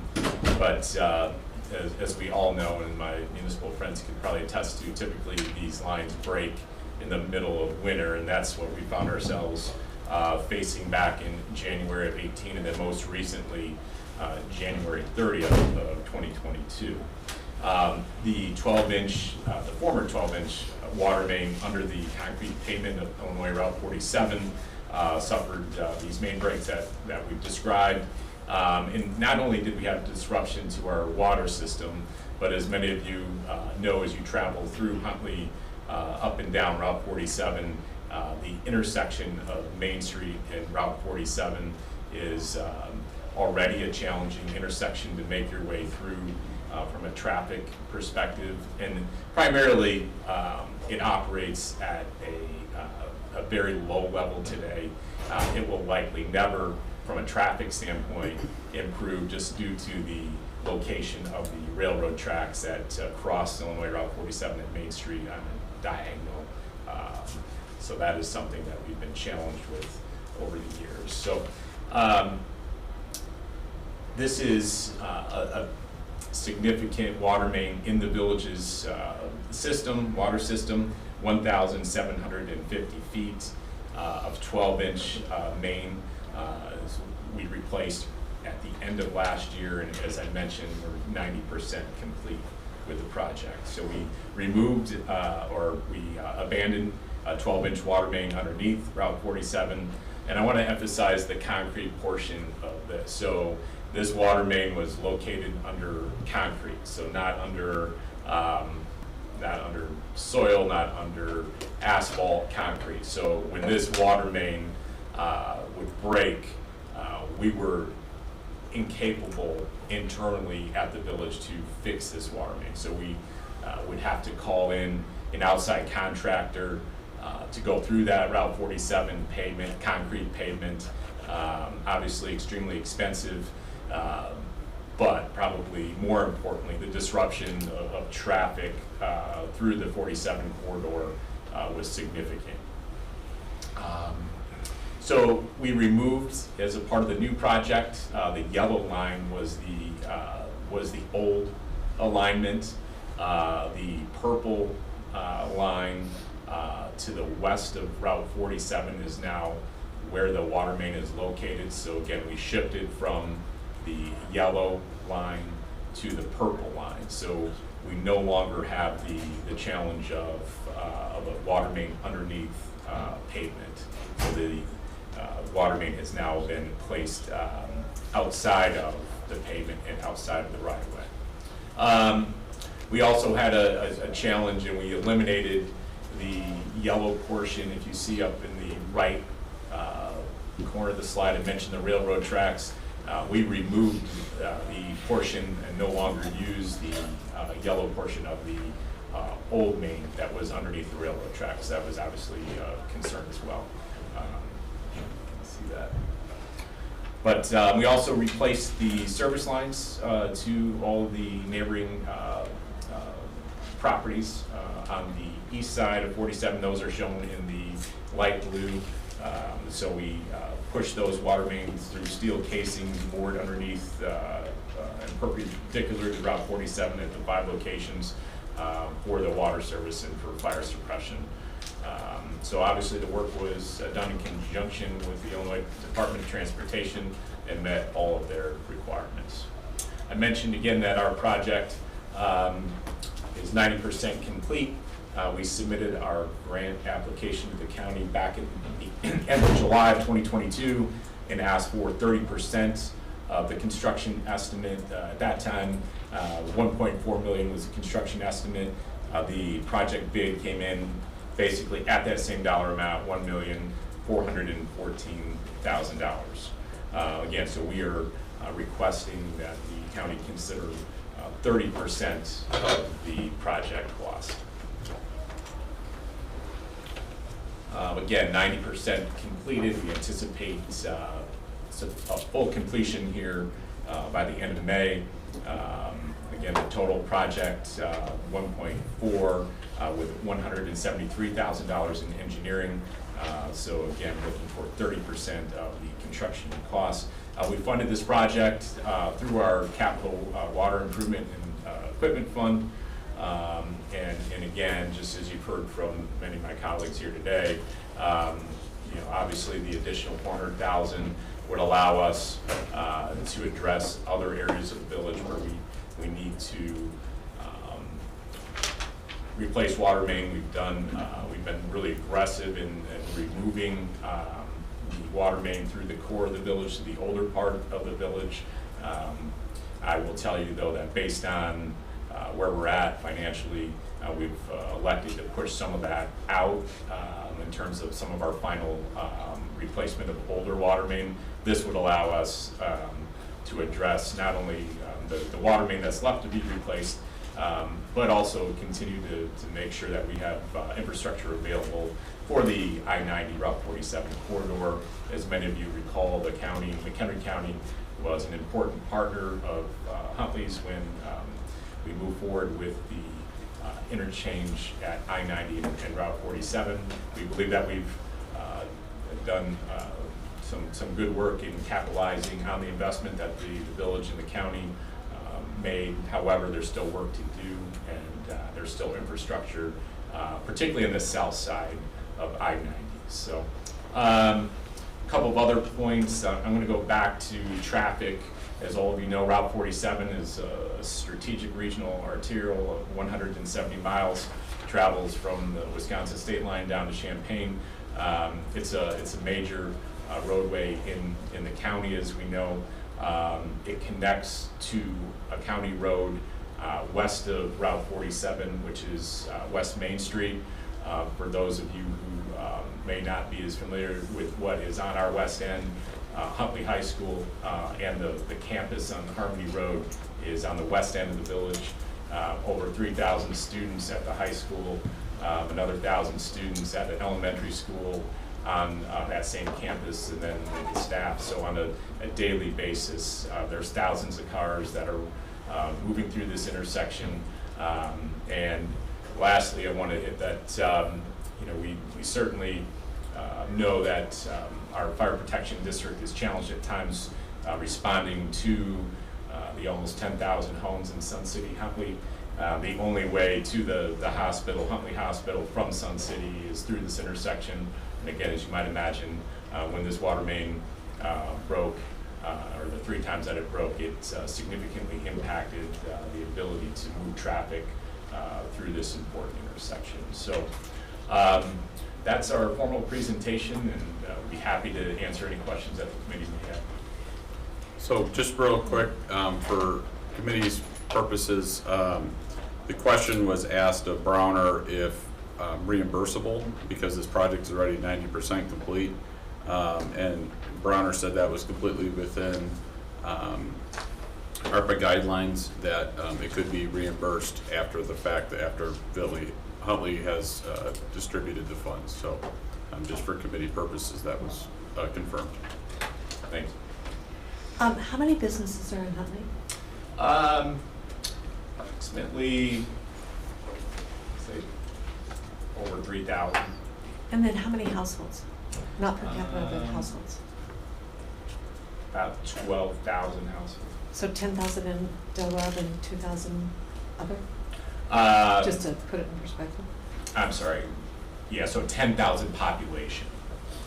The population in Sun City, I'm sorry, is 10,000. I apologize. I said households. Okay, I know Yeah, the houses. yeah. Okay, thank you. Other committee member questions? Total population, Dave? Approaching 30,000, a little less than that right now. About 700 plus units in different stages of moving forward with new development. Are there any other questions? Well, you're getting off easy today, Dave. Thank you all. Again, appreciate the opportunity. Yeah, All right. sure, yeah. Okay, thank you very much. Thanks, Dave. Next up is Union.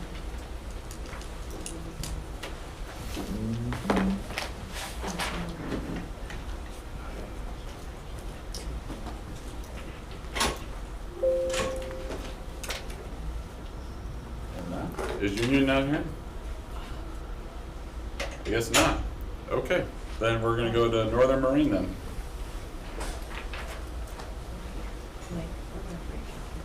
We can, yeah. Carrie, did Union say anything about not coming? Did they acknowledge that they got an email and being invited to come? Yes. Yes, okay. Could either one of you try and make a phone call real quick just to see what the situation is? Huh? Yeah, I mean, we can zoom them in if you know, they can't. Right. Thank you. Northern Marine. It helps to be on the right I know. application. We have so many.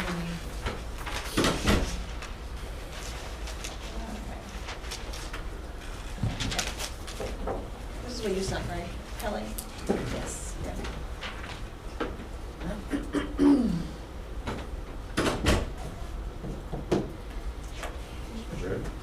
I'll go ahead and start. First of all, thank you to the committee. I'm Mike Tryon, and I've been employed by the district as a governmental affairs consultant and environmental consultant since 2018.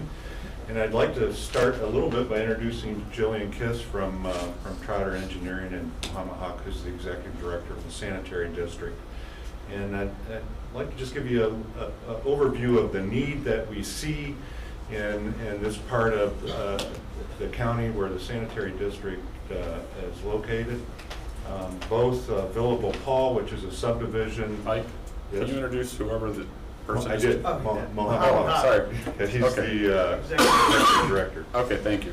But Villable Paul and Holiday Hills are areas that were actually platted in the 40s and 50s and 60s, long before there was a planning department or a health department or floodplain restrictions on building or even a wetland issue. So the subdivision developed with small lots in an area that's very environmentally sensitive. The seasonal high water table in much of Holiday Hills is at or near the surface of the ground in the springtime when the water table is high. The septic systems, generally, the bottoms of the trenches are located about 30 inches below ground. So the septic systems are actually severely impacted by the movement of seasonal high water tables. Because of the ages of the houses and the ages of the septic systems and the challenges maintaining a septic system during high water table time or area that floods, residents are faced with some very expensive replacement costs. So if we look at the fact that this is by special census that was done, a low to moderate income area, the average home price in Villable Paul or Holiday Hills runs between $125,000 to $240,000, with a septic replacement cost that would be approximately anywhere between $18,000 and $25,000. Those types of septic systems, to overcome environmental limitations, have to generally be pre-treated with aeration devices and lift stations and fill material. In fact, some of the lots, when they go to replace a septic system, they're faced with having to buy the lot next door to have enough area to do so. So everybody in these two communities, the unincorporated area of Villable Paul and Holiday Hills, are faced with some real difficult and expensive challenges to replace their septic system. There were 2 or 3 that were replaced last year. The district received a grant for the Holiday Hills portion of $3.1 million from the state of Illinois unsewered community grant program that was part of the Rebuild Illinois. And Holiday Hills is also an incorporated area that's been able to come and ask for CDBG money and so forth. But Villable Paul is essentially a community that is unincorporated and represented by the county. And so we are here to ask for potential funding, which would allow us to accelerate the project for the unincorporated area of Villable Paul. So with that, Sure. I'll just tell you a little bit about the district. We serve 4 communities, Allen Lake and Lakemore in the late 70s, early 80s. In 2008, we brought on Port Barrington, which is about 350 homes in Port Barrington. And then just in the last year, we're started bringing on Holiday Hills and Villable Paul. The Villable Paul was platted in 1926, and Holiday Hills was platted about 30 years after. As Mike mentioned, these are homes on pretty small lots, typically quarter-acre lots with high groundwater levels that are really not conducive to septic systems. And as a result, a lot of the septic systems tend to fail. When they fail, they overflow into the Fox River, which is right adjacent to that subdivision. The solution is really to bring in the public sewers, and the current issue is really public funding limitations. As Mike mentioned, we did get 1 grant from the Unsewered Community Grant Fund from IEPA, and then we also took on $5.2 million in loans for the first phase of the project, which covers about 100 homes. This next phase that we're looking at would be approximately 80 to 90 homes, and Jillian will cover a little bit more of that as well. The history of the project, we started doing feasibility studies of this really early on in the 90s. We went back to it in 2007 to really determine what type of system to put in, looked at different alternatives. And finally, in about 3 years ago, 2 years ago, we were able to enter into an intergovernmental agreement, and then getting that first grant from IEPA was really the impetus to get this project going. The district did end up taking out $5.2 million in loans as well, which are being spread throughout our user base to really get that first phase going. And the first phase is all of the underground sewers are in place. We're just wrapping up the lift station, and then Jillian will kind of go over the logistics of the different project. Sure, so the area that's outlined here in green depicts the first phase that is currently under construction. Like Mohammed mentioned, it includes the underground sewer, a lift station, and a force main. So essentially it provides the backbone of the sewer system, and then any future phases will be connected to this trunk sewer. In this image, the blue area depicts La Villa of Appel, which is about 80 homes. And you can see that there is an area along Northeast Drive and Pine Street. That is where the proposed sewer for this this phase of the project will connect to the trunk sewer. So in addition to the 80 homes in La Villa of Appel, this phase of the project will also serve about 15 homes in Holiday Hills, just to make the connection to the trunk sewer. This phase includes about 4,000 lineal feet of 8-inch sewer, serves 80 homes in La Villa of Appel and about 15 in Holiday Hills. So from a comprehensive project standpoint, the project is estimated to cost $19 million. The village has now proceeded with phase 1, which is about $8 million. And ultimately, the $19 million project will construct all of the infrastructure needed within the public right-of-way, as well as a service lateral to each of the property lines. Future phases will be constructed as practical and as funding allows. There is about an $11.5 million gap to complete the project, which is the La Villa of Appel portion as well as the remaining area in Holiday Hills. The great thing about this particular project is that it can be divided into phases. So the phase that we are presenting is to serve La Villa of Appel. And the district is aggressively pursuing different grant fundings through different avenues. Mohammed and Mike mentioned the IEPA's Unsewer Community Construction Grant Program. They were successful with securing funding for phase 1 through that program. Through McHenry County CDBG program, last year the district secured about $100,000 to apply to future phases of the project. They have secured an earmark of $2.5 million through Representative Underwood that is pending, and they have submitted requests for this upcoming fiscal year for this project as well, and then this program, the ARPA program also. Since the addition of Lakemore into the sanitary district, which I think happened in the mid-1980s, the capacity that was put in was projected to service Holiday Hills at that time, and there was some feasibility studies done, but there was never a time period where we were able to get funding, grant funding, to actually kickstart the project or get it started.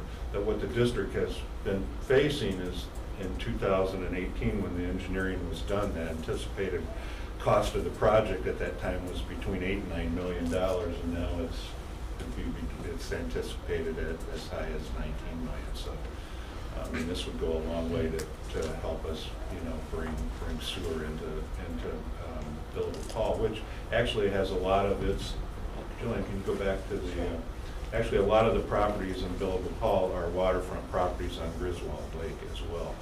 And if you look at the floodway down there, you can see on the Fox River, I mean, that's all actual floodplain in many of the houses that are located on the river. When there is a flood event, the people can't even get to their homes, let alone maintain a septic system. And in seasonal high water table, a lot of times the septic systems have to be pumped out frequently. And, you know, that's the option people have to make and choice they have to make when they can't afford to replace their septic. So, You're right at 10 minutes. okay, perfect. Good. I'm done. Okay. Committee members have questions? Carolyn? Yes, I think that just in what you're talking there about the homes, so, two questions, I guess. How did they come into your district? You said both La Villa Papel and Holiday Hills are relatively recent into the district, correct? Annexed, okay, Annexed, yeah. so the force main comes from Lakemore down Lily Lake Road and comes right through that area. But certainly that area was part of the district's planning area. Okay, it was part of the planning Right. area ultimately, Yeah, all but- along. Okay, so right in there, okay. Yeah, they would never be issued an NPDES permit without having incorporated into the sanitary district. All right, got it. And then, just out of curiosity, so those homes along the Fox River that flood within the floodplain, I mean, they're routinely flooding, is there any plan for, you know, evacuating those properties, like we kind of have the buyout programs? And Well, I can't tell you the last time we had a flood where somebody couldn't get into their homes. You know, that supposedly only happens every 100 years, but seems like every 10 or so you've got people sandbagging and trying to protect their homes. But it's an annual event when there's a seasonal high water table, so that happens generally in the fall and the spring. Even putting sewer in part of this area is challenging because in order to actually get the pipe in the ground, you have to dewater the trenches constantly. So from an environmental standpoint, certainly the need is great there for, you know, being able to provide sewer to homes instead of having, you know, no zone of treatment between the trench bottom and the seasonal high water table. Larry? I see the CDBG funded $100,000 for 2022. We just had another round of funding. Am I remembering correctly? You guys were there? Was there something? I think random? was Holiday Hills there, or we were there? We were there, and the request for this fiscal year through CDBG was for private financial assistance to assist the homeowners Oh, okay, yep. with the private connection That's right. fee. Thank you. Well, that was gonna be kind of my question. So so you've put in the infrastructure, what are the costs associated to each of the homeowners at that point? So the connection costs are about $10,000 per home, and then the homeowner actually has to, depending upon hooking up to the actual sewer connection varies from home to home. Some homes have, you know, lines that come out the front of the house, some homes have lines that come out of the back of the house. They all will have to abandon their septic tank when they connect. The connection fee is actually going to be financed by the district over 30 years as part of their fee. So the average homeowner that chooses to have financing by the district for connection, their monthly fee will be about $91 or $92 a month. For 30 years? For 30 years. So, and that's regardless of transfer of home ownership? That's kind of like an SSA type situation? Yeah, we're gonna set it up. Yeah, that'll be set up, that transfer that they have to. Right now, that's a good point, because right now people find themselves in a situation when they're selling their house. the buyer's mortgage company wants proof that the septic system is functioning and is working in a sanitary manner. And in some cases, people aren't allowed, can't sell their homes because they can't, the septic systems are failing and they can't pass a normal real estate transaction septic test. Brian? In summary, then, the number of population that's going to be affected by this? Well, it's 342 homes. In this particular part, there's 80 homes. And then, from the future standpoint, certainly along River Road in Holiday Hills, there would be a growth potential there for additional homes to be added to the system or additional development that wouldn't be impacted by the soil limitations that exist there today. So approximate number of residents currently? That I don't know. So 80 homes, about 3 people per home. I would say about 200 would be impacted with this particular phase. 200 people? Population. 200 people, 80 homes. Okay. Kelly? The entire area, probably a little bit over 1,000. Just a couple questions. First of all, going off of what Dr. Sager said, that's not including, so Griswold Lake, does that flow into the Fox River? I believe so. So if there's any contamination, it would eventually flow into the Fox River and then affect the municipalities lower. Okay. And I'm looking at, so the CDBG funds, the $100,000, was that was set aside for the users also, right, for the connection That was fees? originally for construction, but we're contemplating setting aside for users to cover costs. And then you said it was $90 a month. Is that the finance fee, the 90, or is that the connection, the cost, like the sewer cost and the? It's a combination of both. Okay. So it's like $50. I think you said. Yeah, it's about 50 to finance and our user fee is around 40. Okay. 42, 43. Okay. And then one other thing I also noticed on your application, you said that it was lower than 60% median income. So again, we're looking at a lower income. Right. Okay. Absolutely. Okay. That's it. Thanks. Terry? Are there any businesses impacted? No, actually, there is not a lot of commercial development there because of the limitations on not having sewer. There is a restaurant bar that's there that has to have a contract with the septic pumper that has to pump it out on every week or even twice a week, and the health department monitors that. Do you know which one, what the name of that business is? I do not. Brian? Can I just understand more completely the financing here? This is a $19 million project, totally, right? So you have some CDBG funds. Is that included in that 19 million? I mean, are you crediting that towards that 19 million? No. No. Okay, so now you have 19 million. In anticipation of funding the entirety of this project, how do you plan on funding the entirety of the project? If you're looking at right now, of the ARPA funds, the 2.875 million.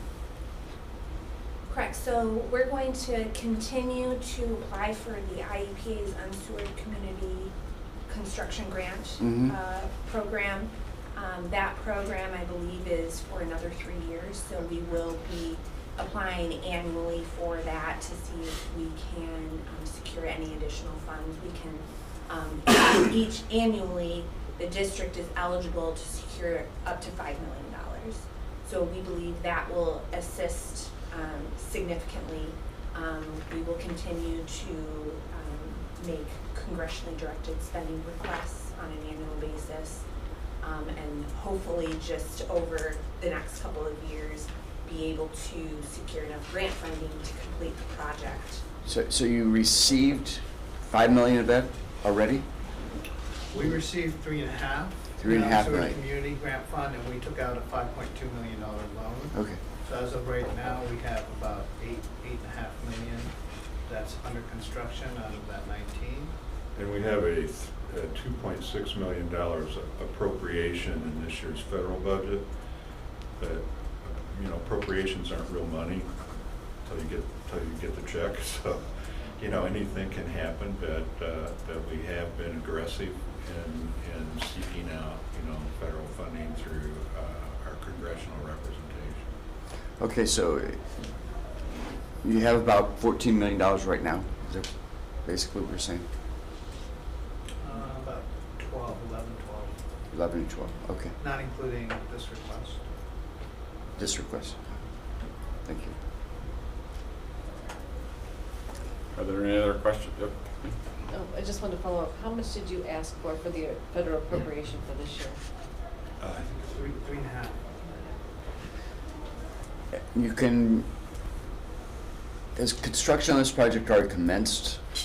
Yeah, we're nearly complete with phase 1. So everything in green is about 90% done. Okay, thank you. Right, this is for, this money you're asking for today is for the blue part, right? Right. Correct. What happens when you don't get that full amount from us? Then we chop off streets. So the farther away they are from the green, Yeah. the less likely they're the ones that rent. Yeah, we're going to, the priority is to get this main sewer down Pine Street and then be constructed. And then depending on whatever funding we have left and however bids come in, we'll be able to do the side streets. Yeah, those areas are very wet areas, you know, in the spring, and especially a little further down where that channel comes back in. So, I mean, it would be a godsend for those properties to be hooked up to sewer.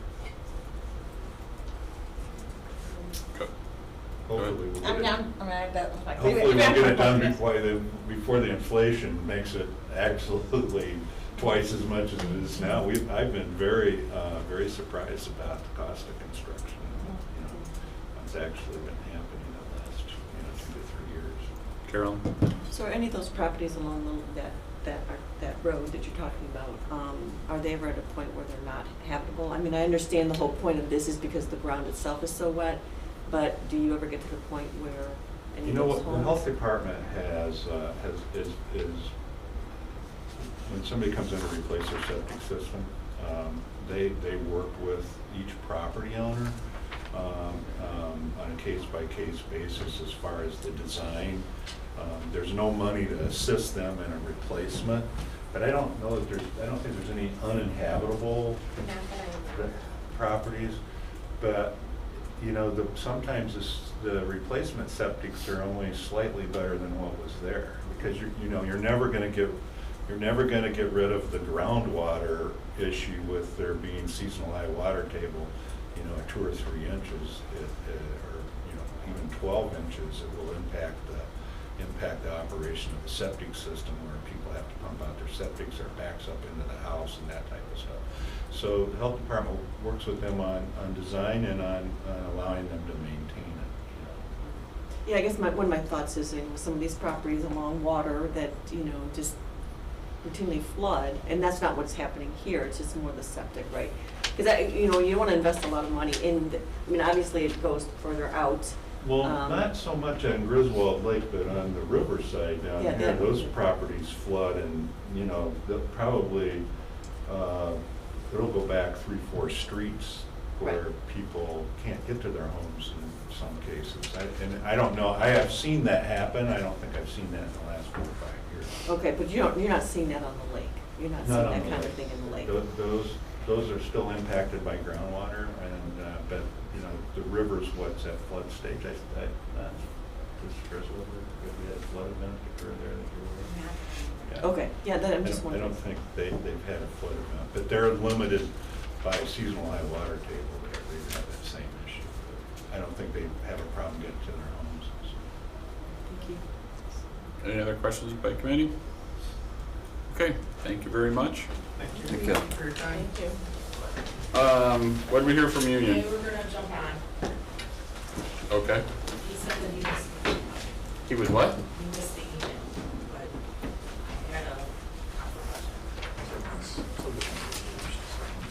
a. He missed the email. Well, we'll have to ask him about why he missed an email.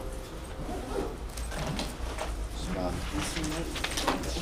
I actually tried to send things over my own email, and it's still not coming up. To our email. Randy? Yes, hello. Hey, how are you? I'm good, how are you? Okay, we're missing you. Yeah. Okay, so again, thank you for having me here today. Just wanted to talk about one of the projects we have in the Village of Union. Just to start, my name's Randy Newkirk. I'm with Hempton, Lenzini, and Renwick.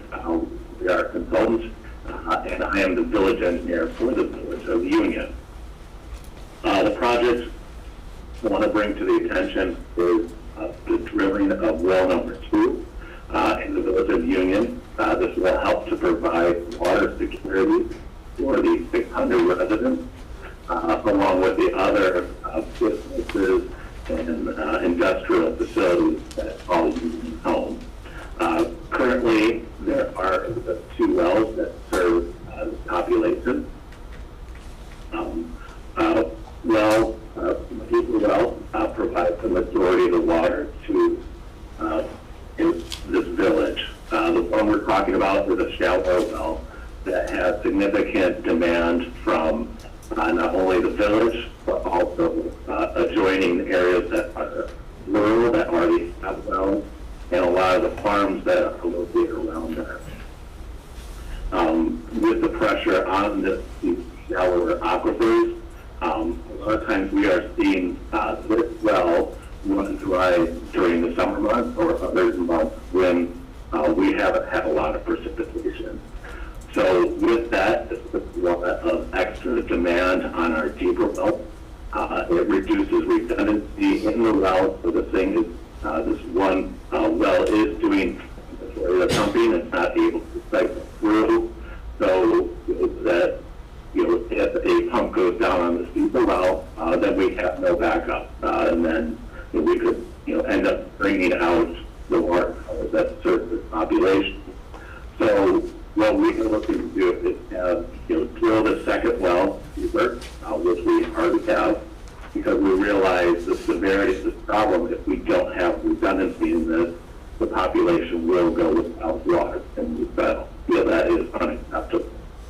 What we are asking from McHenry County is to help us on the second phase of this.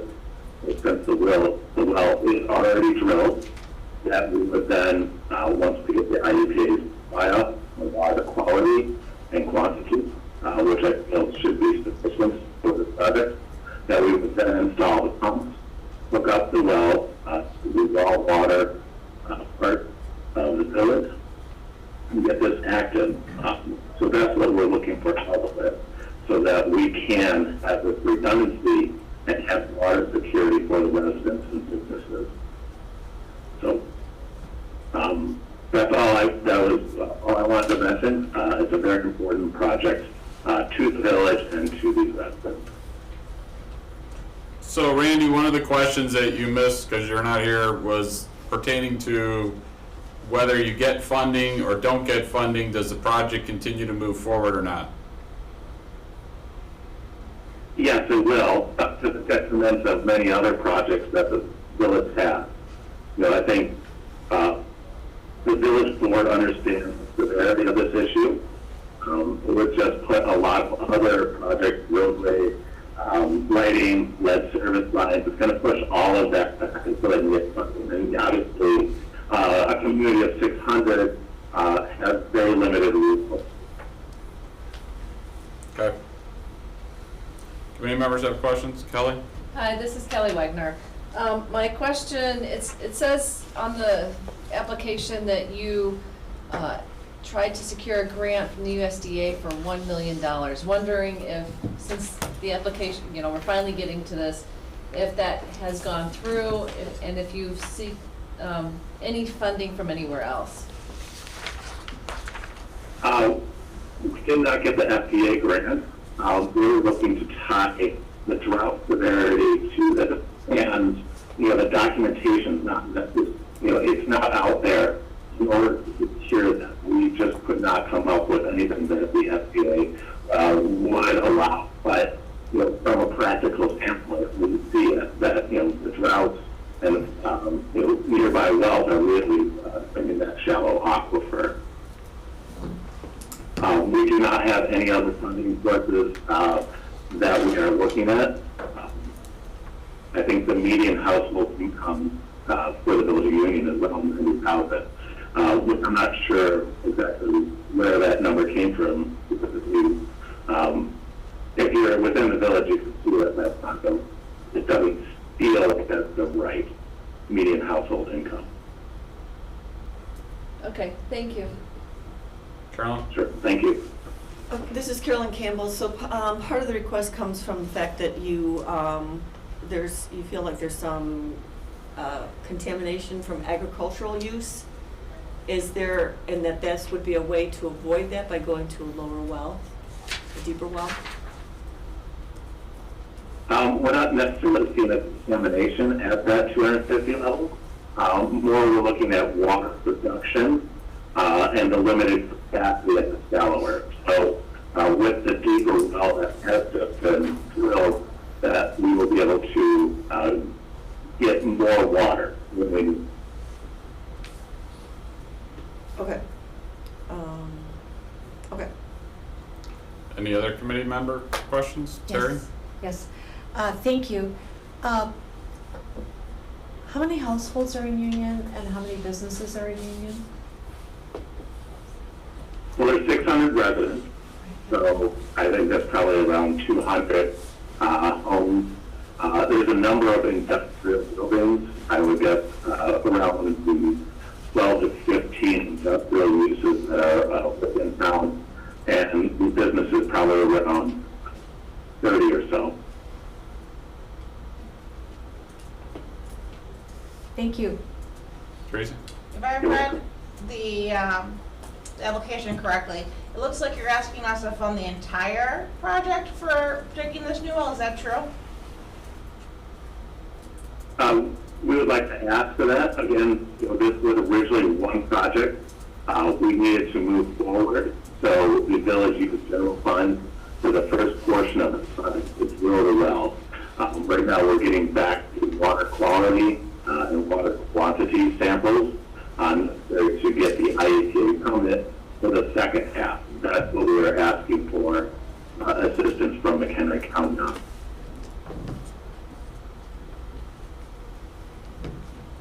So if you don't get all of the 590,000, I actually should have also said, I'm Teresa Mashis, sorry. Please respond, as professional as the rest of us. If you don't get the $590,000 from us, will you still be able to go through with this project because you have funds that you would have put towards a different project, or you cannot do this without the 590,000? My directive is to continue forward with this project, and then that would just take away from all the other needs that they have set aside for. When will your well start to be dug? Can you say that one more time? I'm sorry. So you have to do this project. When are you scheduled to start this project? We're getting the water sample quality back here probably within the next month. We'll apply for the IEPA permit to do this. I would expect that we'll get started here sometime this summer with the second part of this project. All right, thank you. That's all I have. Thank you. Larry? Just going off Teresa's question, did I hear, Randy, that the well was already dug? And that you're and once you get That's correct. That's correct. So the well's already dug and you're looking for funds, once you get a water approval from the state, to go ahead and put the pump in and whatever it takes to put it in use. And that's what this money's for. That is correct. Yes. Yeah, thank you. Are there any other committee questions? Okay, thank you, Randy. Thank you very much. I appreciate your time. I had a request from the committee members to take a 5-minute break real quick. So we will reconvene at 11 o'clock, sorry.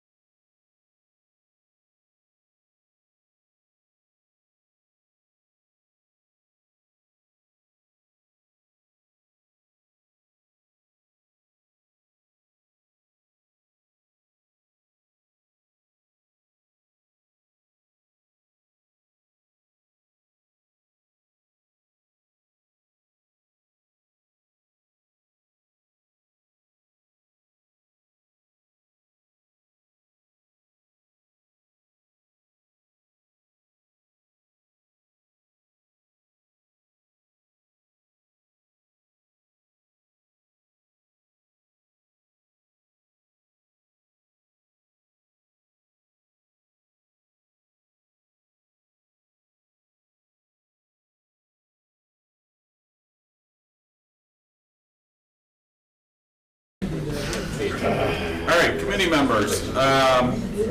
So we have our 6 projects that we heard today.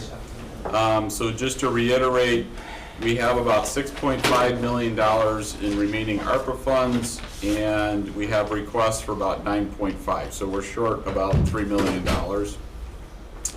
in these funds.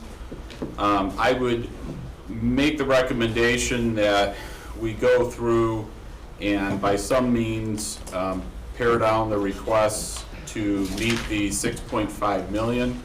And again, as I stated at the beginning, depending on how our fiber projects come out, if there are additional funds that are available, then I would make the recommendation that we would go back and look at where funds were cut from these projects, and we could make a subsequent second award in order to try and fill that gap. So that would be kind of what my thought process would be. I don't really want anyone to make a motion. I would like to have the discussion first to try and figure out where everyone's at on these 6 different projects. Again, I think everybody has stuck around, so if there are questions of the requesters, then we can still ask questions of them, just for clarification purposes, just so that our deliberations can go more smoothly. So with that, I will open it up to the committee members. Brian, you ready raising your hand? Yep. Okay, go ahead. I have a great deal of appreciation for all of the projects that have been presented. I think that they've been done very thoughtfully, and of course it fits into each community's diligence with regards to planning and trying to seek out as much funding as they possibly can. So I am grateful for that. There are 2 projects here which I am particularly concerned about in terms of the current situation that they're addressing. And I'm not concerned about the projects, I'm concerned about the situation and condition in which they find themselves. And that has to do predominantly with the safety and sanitation that is involved, and not just for this area, but the, if you will, the drift that it's caused throughout the larger region and I think the totality of the county. And both of those are the high dollar projects, let's face it. I mean, I think that Wonder Lake and I think Moraine Hills are both facing significant issues and concerns, and those are high dollar amounts that are going to be requested. I have a great deal of respect for all of the other requests that are here, but I don't think that they have the same degree of urgency, if you will, based upon that sanitation need. Now, please don't misunderstand. I'm not saying that they aren't needed. I do believe that they're needed, and I think that we need to consider what we can do for those as well. The other concern that I have is the fact that obviously certain communities have a greater capacity to generate funds than other communities. And our smaller communities, I think, have a really hard time generating funds because it becomes a huge financial burden, particularly when we take a look at the median household incomes and those types of things. I think it's a huge issue there. So I respectfully request that we kind of think about those types of things. When you're ready, Mr. Chair, I do have a recommendation that I would forward, but I'm not going to do that right now. I think we should have more conversation. Okay. Terry. So right in line with Brian, I was looking at it initially as the households, the head count, the businesses that would be impacted as a percentage of the county, because all of these do represent, they do impact our county, and they don't have access to the funding directly, so we have to be the pipeline for them. But then when you look at the median incomes, what's happening when people are basically stuck in a living situation and don't even have the ability to sell their properties, that compounds the issue. But then also too, just what the consequence of the projects are. So I can imagine all sorts of formulas where you could do like a weighted percentage of the impact to the county on these different variables, and then putting in significance for what the median households are. There are things that we could do to look at it this way. And that was just where my thoughts were going, and I think that's the same with Brian, it's just more articulated with Brian. Thank you. Let's go around. Well, Teresa. I apologize to the committee for being late, and I missed an opening statement that you made. Is it true that you had said that there was a project on hold for the McHenry County Economic Development Corporation, and that money we are not including that in that the $6 million? Correct. So Because we want it. that's still being held, So we're holding that money for them. yes. And is that up for discussion? Well, I mean, it's based on what the committee had said. So we're not holding the full amount back, we're only holding a small portion, which is what the committee had talked about potentially issuing to them. Did that answer your question? It does, yeah, no, so it's not, we've already, you're saying it's discussed and answered, we're not gonna revisit, bring Well- that money back for now.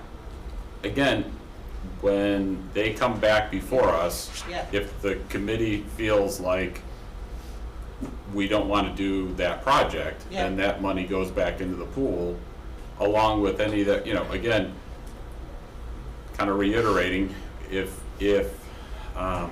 there are projects that have already been awarded that for whatever reason are not being successful, or we have the project of McHenry that may or may not actually come to fruition. So, to me, all those funds can still come back into the pot, and the committee can then make recommendations to the board about what to do with those funds that are still left.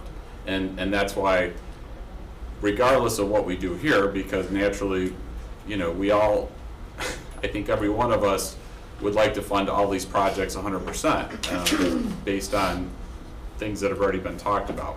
And so I don't want to close that door and say just because you were awarded X today, that is a finality, and that we won't be able to come back and finish fully funding these projects at some point in the future when that all shakes out. And then for their applicants' information, at what point does our committee plan on reviewing funds to get back to the people who aren't being fully funded today, to say, all right, we now decided that we do have this money because it wasn't being used in previously allotted So grants? the objective would be that in the next 2 months, we'll be reviewing all of the current projects that have been funded out already. And I would hope that by, I'm not gonna put Pete on the spot, but I would. Not here. I know, but I'm just saying, I think sometime around end of summer, we should have a better idea about the whole fiber project. Because again, those entities are going for the $10 million grants that were put in place by the state. And so there's, I think, 7 or 8 rounds of funding for that whole lighting up Illinois. And so I believe they've already put in for round 1, and then naturally, if they don't make it in round 1, they would put in for round 2. So, nothing personal, but we'd rather use state of Illinois dollars than McHenry County ARPA dollars if possible. So we think we'll revisit how much money we have to reallocate for these projects in November or next year, I in can't give 24? you a definitive on that. Okay. All I can say is that I think we, as a committee, would be dedicated to going back, and because the timeline for submittal is already passed, so what projects were in the pool are already in the pool, and I would prefer, as a committee, if we fully fund projects that we feel were viable projects that we wanted to fully fund but didn't have the dollars.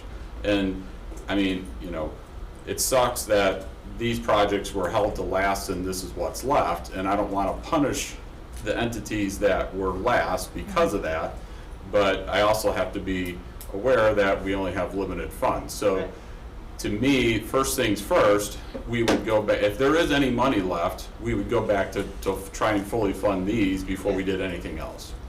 All right. I completely agree with Dr. Sager, if you look at the intention of ARPA, it says rescue plan. And so if we're looking at the two different sewer projects, both of them help low-income communities. There are communities who are having a hard time helping themselves. They have hardships such as low income, fixed income, maybe even selling their house, pumping septic costs. They're probably most likely hit harder by inflation and unemployment. I also think that these two projects have definitely been long-term. It sounds like both of these communities have been looking at these projects for 20-plus years.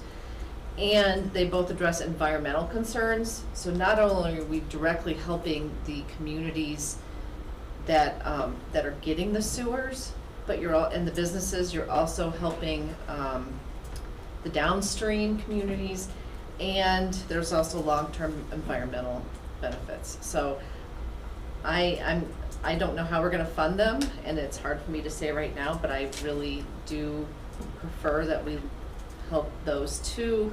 And then if we're looking at other ones, Dr. Sager was right, there's definitely some communities that can fund projects easier than others. So I think we need to keep that in consideration. Okay. Carolyn? I guess one of the things my thought is that also, again, getting at the health, the quality of the water, water accessibility, making sure it's there for people when they need it, versus an economic driver. Because one of the things that is not really permitted under this type of funding is that the primary goal be for economic development. I know some other communities were trying to get funding and were not able to do so because it was primarily for new growth or new opportunities. So I guess that's one thing we would need to keep in mind. And again, looking at average income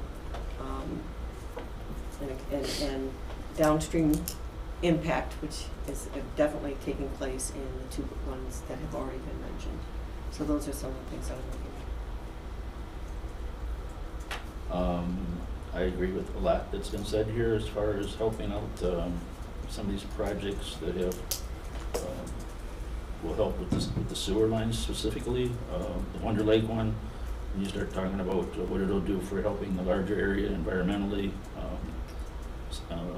a portion of it was helping county residents, not just the municipality. They've already got the treatment plan in place. I think that there's a big impact for the money there. I know it's big money, but that one is a top priority for me.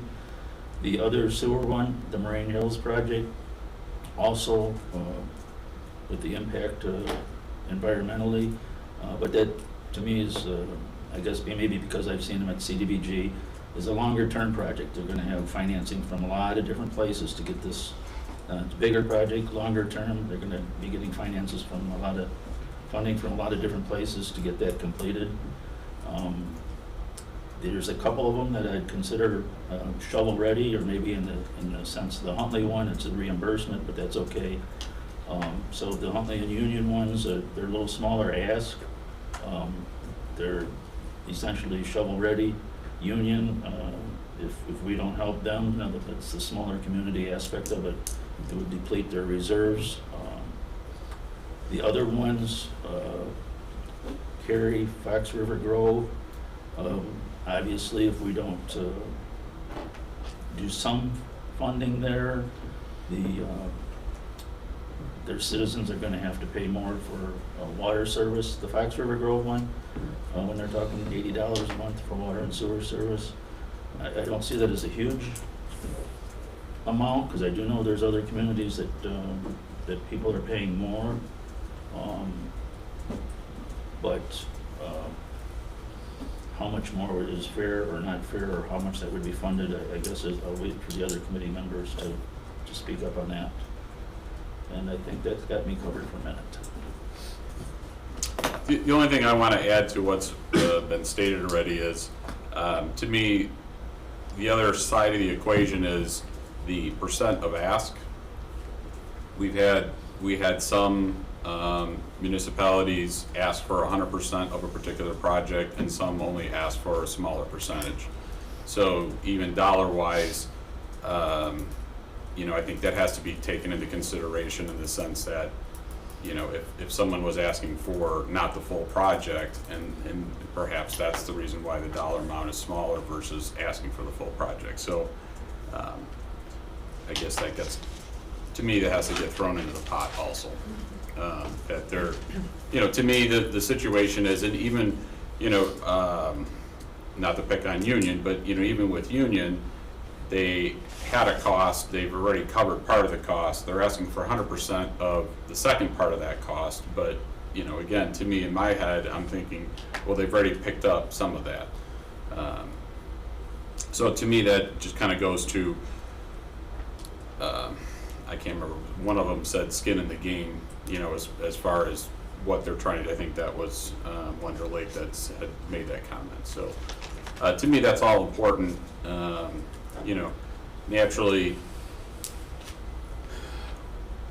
as a county board, we're concerned not only about our own particular district, but about the welfare of the entire county. And naturally, when you have residents that need more help because of the particular financial situation that they find themselves in, or even a municipality that find themselves in, it's not necessarily due to bad planning or how things happened. When elected officials or city managers get employed, they're stuck with what they got, right? I mean, and you can't go back and make up for past situations. And so you try and make the best of the situation moving forward, and you try and plan, and ideally you try and make your residents that you're responsible for as complete and whole and be able to live life to the extent that they can. And I think all of the requests so far have not only shown that, but also have shown the vision that they have for what they're trying to accomplish. And to me, that's commendable. And two things I wanted to revisit. What Teresa was saying about the MCEDC. What is the amount that's being held back for MCEDC? Currently $250,000. $250,000. Their original request was 1.1, 1.2. Mm-hmm. And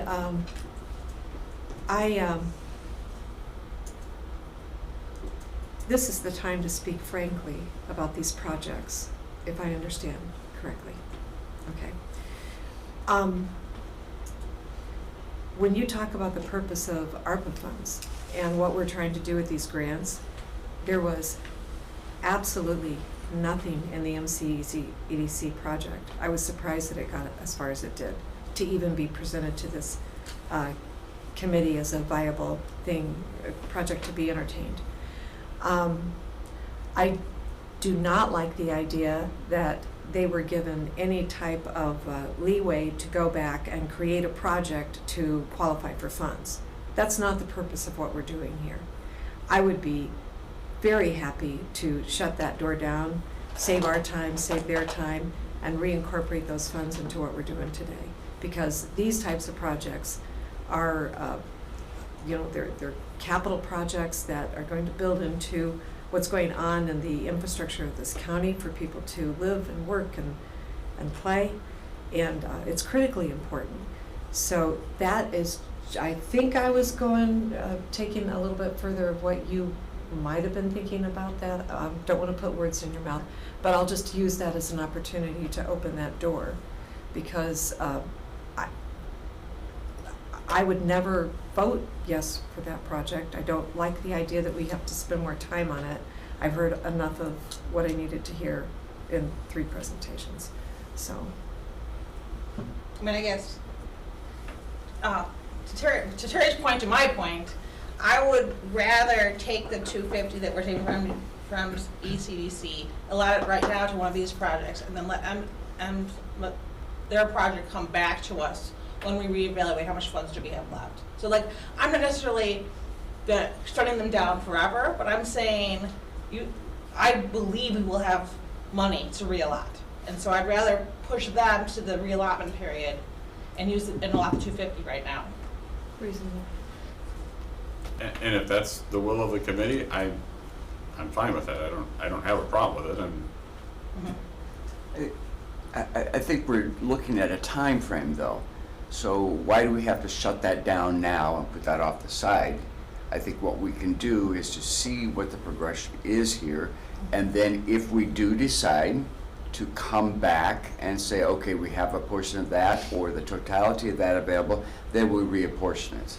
I think we need to look at the basis of what we have right now, the amount that we have, divide this first, and then, as with all projects, we're wanting to spend the money, so we'll come back and revisit the totality of the options which are on the table at that time.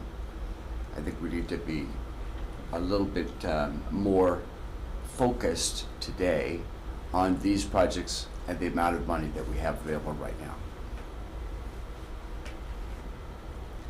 Other committee members? I'll put my 2 cents in it, sure.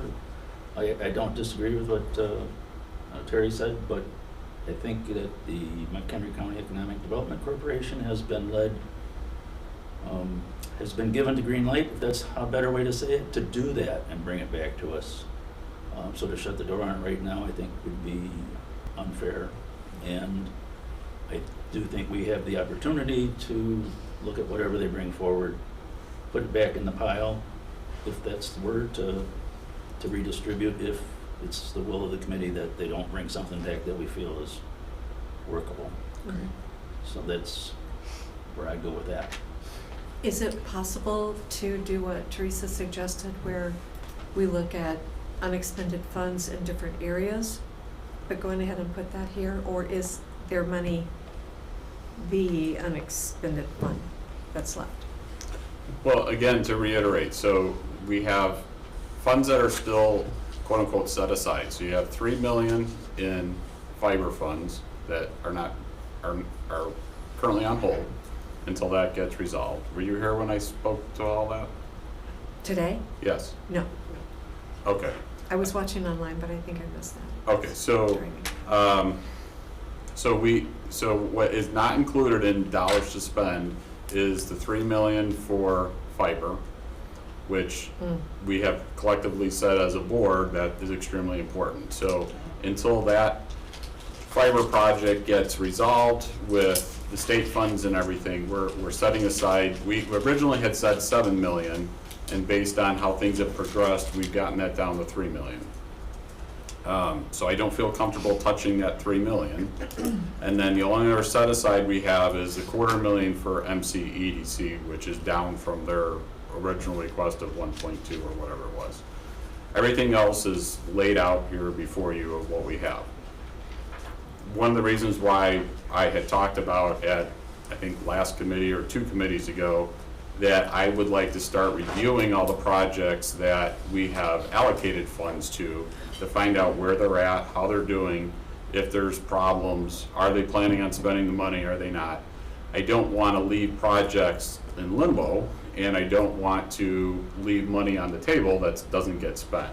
So to me, we are going to then start reviewing all those projects and asking the question, you were allocated X, how does it look to finish spending X? And in some cases, it'll be pretty clear, and in other cases, the committee is going to have to make a decision, kind of like the McHenry situation, as to whether we pull the plug on it and say, well, I'm sorry, you've gone through 2 state rounds, haven't been successful in either of them, we're going to rescind your request. So, and in that case, if that were to happen with any of the projects, then that money would go back into the pool, and then committee could then make recommendations to the board to spend it however so desired. So does that answer your question, Terry? Mm-hmm. Okay, Thank you. go ahead. I understand what Terry and Teresa are saying about the MCDC, but I think Larry's correct in that we did give them the green light to go ahead. I don't wanna belabor the points of theirs, I just would like to keep that set aside.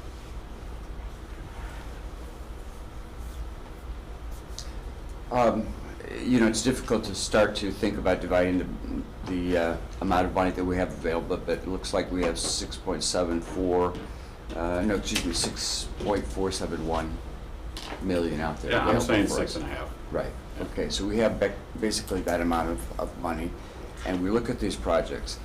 Based upon my previous comments, and I think it was agreed to by some other members of the committee, I think we can understand the import, if you will, of the two larger projects relative to sanitation, public safety, not just for those particular areas, but also for the larger region.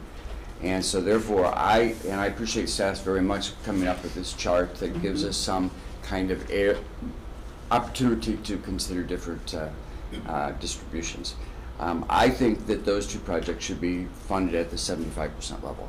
And if we did that, that would bring a total funding level of 4.781 million.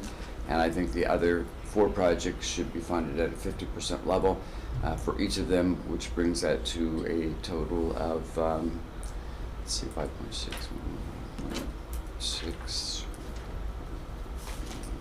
1.822. 7. That brings us to 1.917, I think, which should bring that then totally to 6.358 million. Each one of those projects, 5.6, 5.50, 0.222, 0.295, which brings us to a totality then of 2.6358 million, which is just under our amount. And then certainly, as we've all been talking, come back and revisit them, you know, based upon what we have available and what the distributions are, etc. Because none of these projects are unworthy. But I think if we look at the projects that are out there, the capacity of some of these units to generate more funds or having opportunities to receive different funds, I think that's a possibility. I just put it on the table for conversation. Members?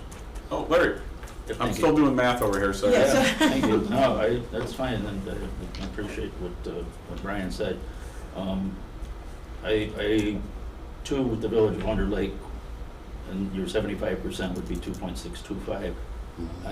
I thought that should be somewhat north of 2 million, and I'm comfortable with that number for that.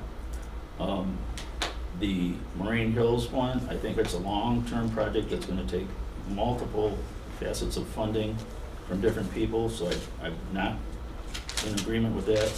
I would like to prioritize that we take the Village of Union at 100% and the Village of Huntley at 100%. Those are both projects that, as I said, we're essentially shovel-ready, we're done, ready to go.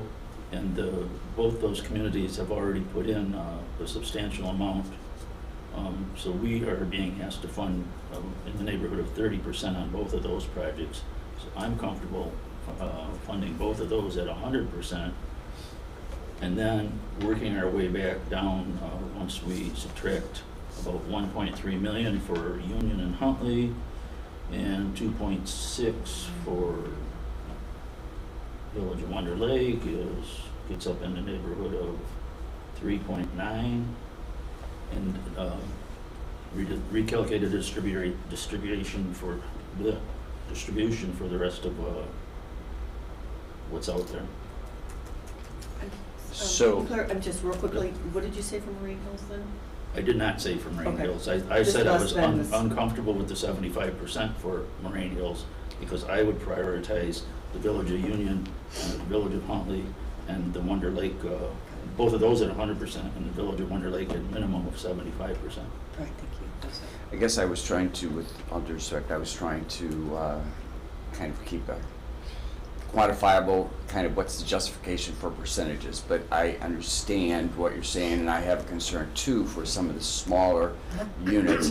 Not so, I'm gonna, with all due respect, Dave's here, but not so much for the Huntley, because I think Huntley has a larger economic base and foundations, but I absolutely agree with you. No harm with that argument, Brian, just that they already got a substantial amount of money in this project, and Yep.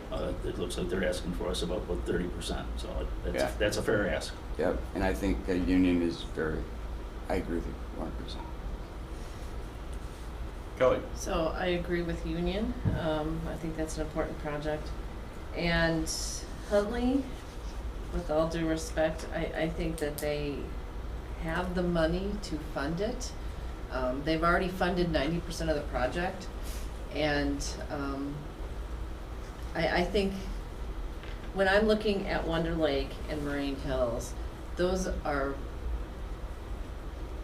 very, very low income municipalities. I know I have a little bias here about Moraine Hills, but most of those people who live in those subdivisions are seniors on fixed incomes and have a hard time. They're even going to have a hard time affording to get to pay the connection fees, even if they amortize them over 30 years. So, and this is a large project, 19 million. So in total, if you look at it, so 2.8 is not a whole lot over the 19 million. But I also am looking at the Fox River Grove. I think that's important too. Maybe not at $1 million, but it looks like that, I mean, if one of their RBCs is already falling apart, then I think that should be looked at. And none of these projects are, or all of these projects are good, I guess I should say it that way. And Cary's only asking for 15%, it looks like, of their cost. So I just want to stress that I think the lower income communities, I'm not saying fund it 100%, I like the 75%, but I guess I'll just leave it there. Well, so let's, to try and put some perspective on things. So it's been thrown out there with the Wonder Lake project, funding that at 75%. As a committee, do we feel pretty comfortable with that? Is there anyone that doesn't feel comfortable with that? I'm fine with 75% for Wonder Lake, yeah. Yes? Larry, do you? That would be minimally, but I can go with that. Okay. So that would be 2.65 million. The other project that we've talked a lot about is the Moraine Hills project. So Brian had thrown out there again 75%, which is 2.165. 156. 156, sorry. I know Larry had said that he didn't quite feel comfortable with that. Correct. Anyone else? I'm kind of with Larry on this. I don't know if I'm speaking out of turn, I'm sorry. I really like, we do need to work with Moraine Hills, but the fact that they can break it out into streets, and hopefully we'll come back sooner than later with more money we can give them. So, running my own numbers, but I was trying to double check as you spoke, so they're not, I haven't double checked my numbers, but I was adding up what I wanted to give to each project and then looked at how much I had left to give to Moraine Hills, and I had 1.95 to give to Moraine Hills when I was writing the numbers I wanted to give over here by myself. And I'm not sure if those are correct. I was adding them up right now to make sure that I didn't mess up my.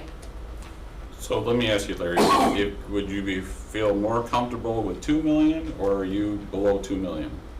For Moraine Hills? Yes. I would rather work back into it the other direction and fund the Village of Union at 100%. And then I'd rather back into the Moraine Hills one and resolve the other ones first and see what's left. I guess I just, for me, it works better to take a chunk off the board here and a chunk off the board there and see where we're at. And that's not one that we're ever gonna fund at 100%, so we can't take it off the board. I don't think it's gonna get to 2.8 no matter what. No. I kind of like Larry's Yeah. approach is just kind I of, let's agree. see where Yeah. we are. Okay. So whatever, I'll ask Chair if you're okay with it. Is everybody comfortable with 590 or the 100% for union? Yes. Yes. I would say no, but I'll be out, if I'm outvoted, I'm outvoted. Well, I think rather than just look at union specific, because we're talking about another smaller, I'm sorry, I've talked all That's okay. We're having open discussion. Okay, open so discussion, okay, good. So, I I guess. can not be chair for a while. Okay. I've got some fingers to speak. I guess I would look at not just union, because sometimes we do this for trying to make appointments. I mean, let's look at the smaller communities, or the smaller asks as a whole, because it's not just union. You've got Fox River Grove, I think we're not really talking about right now. And I don't want to see them shifted over because they're not part of this discussion. They are a smaller community. They were handed with, they've had to deal with some major improvements in a very relatively short period of time. They have less capacity than some of our bigger municipalities, so I don't want to focus in here and then leave them out over here. So I'm not at the point to say 100% for union until we add them into the discussion. So you're saying you would prefer that we look at 100% for Fox River Grove and Union? Well, I'm thinking once you start to add those in, maybe we can't do 100, right, we can't do 100% if, but depending on what we end up with, but, because you're also talking about Huntley, and I understand that Huntley's asking for a very small amount in terms of their total project costs. It is a lot, largely, congestion and the disruption to the roadway and everything else, but they do have higher capacity. So I just want to make sure we're taking all that into consideration. As long as we're giving something, make sure that we're keeping that in mind. I could, and I know I put Huntley in the mix there, but I believe it was Teresa that mentioned they have more, somebody mentioned that they had more money to work with, capacity, if you will, and one of my notes is that there was no low to middle income in that area. That's, I'm sure there's some people that are, or think, at the very least, think they are. So I could agree that Huntley would be somewhat less.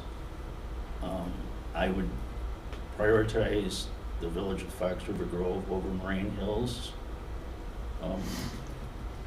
To whatever percentage.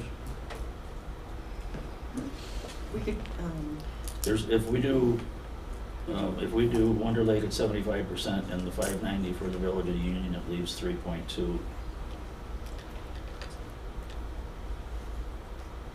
So, Larry, I was just looking at, if we kept the two large sewer projects, which have some really major implications for environmental, the capacity of those areas, but if we kept those at 75%, and if we put Cary, Fox River Grove, and Huntley at 50%, that would allow us to give 69% to Huntley, which would be about $409,169. So- To Union? To Union, so how much percentage to the other ones? 50 to Cary and 50 to Fox River Grove. And then 50 to Huntley. And then 69% to, and I just backed into the percentages because it might be a better idea.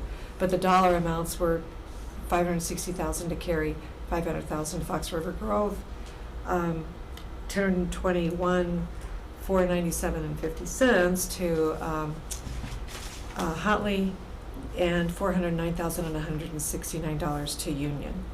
So, And what about, I'm sorry to interrupt, but the Moraine Hills was? That was at 75, Okay. and Wonder Lake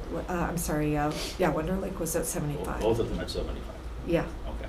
because of, again, just the scope and impact of the projects, the capacity to have funding from other areas for them to generate that.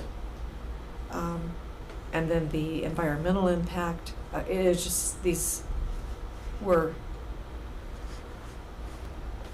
very significant versus the other projects, and in many cases already being, down the line, we're reimbursing them, that's great. And again, the wherewithal and the dollar amounts for the communities to raise other funding. Can I make a suggestion, and I don't know how popular it's going to be? If you look at the total cost of Huntley, it was 1.4 million, and they have 10% left that they have not covered. 30%. No, Well- they have 10%, they said they've funded 90% of the project. Well, I think you referred that 10% still has to be completed. That's right, 10% is left to be Yeah. completed. Oh, I thought 442 that is part was not funded. 30% of the total. It's 442,895. I mean, I don't wanna punish Huntley because they went and did a project that needed to be done. Right. So, I appreciate making sure projects get done and having properly planned for projects to happen. Well, and I also forgot, in terms of traffic, you do have a very sizable Yeah. community to the west that may need to get to the hospital to the east, Yeah. which was huge. I mean, it's not just an inconvenience, it's a life and death kind of thing, so I don't wanna minimize that, okay? That's not And, sorry. no, you weren't, earlier when I said it was a traffic thing, so I wanna make sure I'm going back there and making sure I'm very, thinking about that further. So, just gonna maybe ask Larry, so you want to fund Union at 100%? Yes? Okay, and is that because, and how do you compare that, say, for example? Pete, I Oxford put you Road? on the spot already. Kinda- I know the community of Union, and as you read through their thing, and I know that census tract doesn't say it, but they're a small community. If they don't get funding from us, it's gonna seriously impact their reserves. And they said they'd expend all their reserves if we Yeah, didn't fund if they them. had to fund the whole thing, they'd expend all the reserve, correct? Yeah. And that was my thought on that. So what if I throw this out here? Based on what y'all have been saying. Oh, all y'all, sorry, my bad. You're southern now. It's all good. So if we take Wonder Lake at the 2.625, we take Cary currently and make that half, which would be 560,000. We take Fox River Grove and make that half at $500,000. We take Huntley and make that 250,000, which is a little more than half, not much, but a little more. We take Moraine and make that a flat 2 million. And then Union would be 565, which is pretty close to whole, but not 100% whole.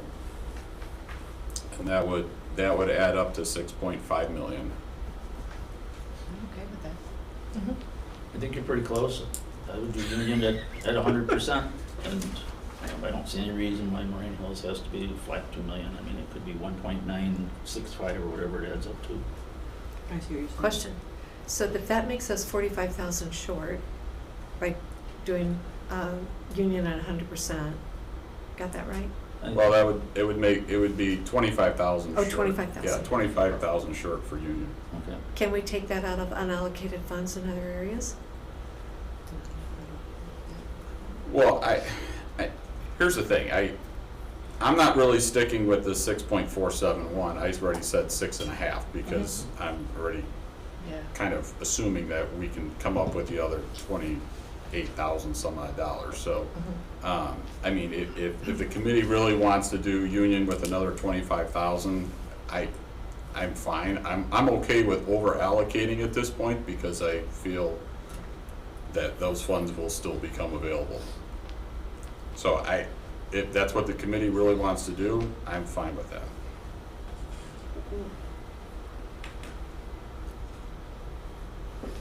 So the discussion with Moraine Hills being that it's a longer term project and there is potential for them to come back, right? To other funding sources. So what you're saying is take that down just a little bit more to get union to 100%. The other side of that If project. the committee really wanted to fund union at 100%, then I would just do it and still keep Marine at 2 million. I'm okay with overfunding what we're talking about doing. I know there's gonna be, at some point, funds left over, and we all know we wanna spend it versus giving it back to the government, so I'm fine with that. I don't wanna give one penny back to the government, so. That's Well, fine. if you feel comfortable doing that, then, I mean, I think we should up that just a little bit to $6.667 million and fund union totally. Well, that's what we already said that. But Right, if here's we what we're- fund union totally and then we fund, go ahead and fund the Moraine Hills at 1.95 million. I said 2. So Wonder Lake. I'll like 2, right, I agree to the 2. So you said 1.95 because that's what I said, but when Mike put it up to 2, I was like, great, because we're inadvertently pulling from where I wanted to in the first place, which was, so good, yes, yes. What about, So Wonder Lake is Yeah, he's lifted the- 2.675 at 75%. 2. Marine Hills is 2 million. Trax River Grove is 2.625, right? 500,000. Cary's 560. Union's 590, and Huntley's 250. can we get union to Huntley up to 300? And where are we with that total then? 6.67. Yeah, At that's this what I point, had. we're kind of 6.67. talking, That's exactly having what I more had. money, why not? Do you want to pull one? Well, the thing I is, mean, I am they- worried about Fox River Grove. I didn't want to advocate too hard because I do think it's a conflict of interest for me. Because it will be if Fox River Grove doesn't pay, we don't give them money, they're gonna have to up their fees on me, right? Which is a direct. Well, we're Right. all in one way or another. Right, yes. I mean, But Fox River Grove does need the money because this is a water issue for Right. everybody along the Fox River.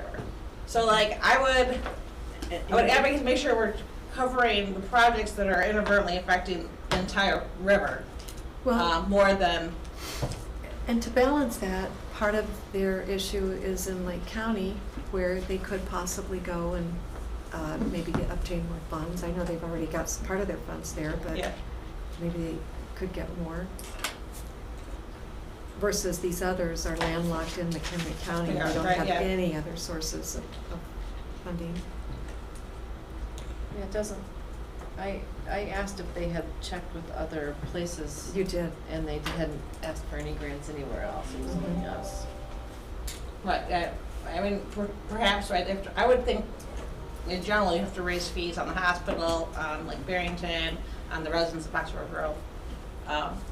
Which is why I was like, well, I should be soft on my, let's give them more money, but at the same time, if they don't do it, the river, I mean, this project should have been done a decade ago. Okay, and again, Yeah. my hope Yeah. is that at some point in the future, we can come back and we can finish awarding the rest of this to Yeah. these groups. Yeah. I sincerely hope, Pete, the question was asked about fiber, and I told him probably by later this year, we will know for certain about the 3 million that we've set aside for that. Yes. Maybe, I guess I shared it with you all a little bit in writing in my self-evaluation that I sent out at the end of last week, but really, I think we should know towards the end of the year. We have two different firms making applications into phase 3 of Connect Illinois, and I would just think that we're gonna know where they're at by the end of the year. The second firm may be coming back and asking for more money than I initially anticipated, but I still think that 3 million will be sufficient to help them. Right. So that's why I'm hoping that if, at the end of '23, we can relook at this a little bit and know what funds are still available, again, we can award in '24, because that, we have to award by the end of '24, they have to expend it by the end of '26, which still gives entities enough time to get the award and spend the money. And in some cases, I've already probably, on some of these projects, we'll have already have spent it, so it'll just become a reimbursement at that point. Any questions? Do you- No, are you- so in our numbers, is there, can we put Huntley at 300,000 and still make the numbers work? Well, so what I propose is already 53,000 over what we have. Yeah. I mean, if the Right. committee really wants to go a little bit more than that, again, I don't think that's gonna be too much of an issue, but So I thought we had, I mean, if we look at these in terms of both Huntley and Union, we're looking at funding them at the total amount. well, no, because No, I'm Huntley- only saying 250,000 for Huntley, and they requested almost 443. 440, yeah. I thought we were working with that 6.667895 figure. What's 6.6? Where's that? That's if 2.625 for Village of Wonder Lake. Yes, 75%. 1.95 for Moraine Hills. I did 2 million. Okay, well, I'm saying 1.95 for that, Okay, for Moraine Hills.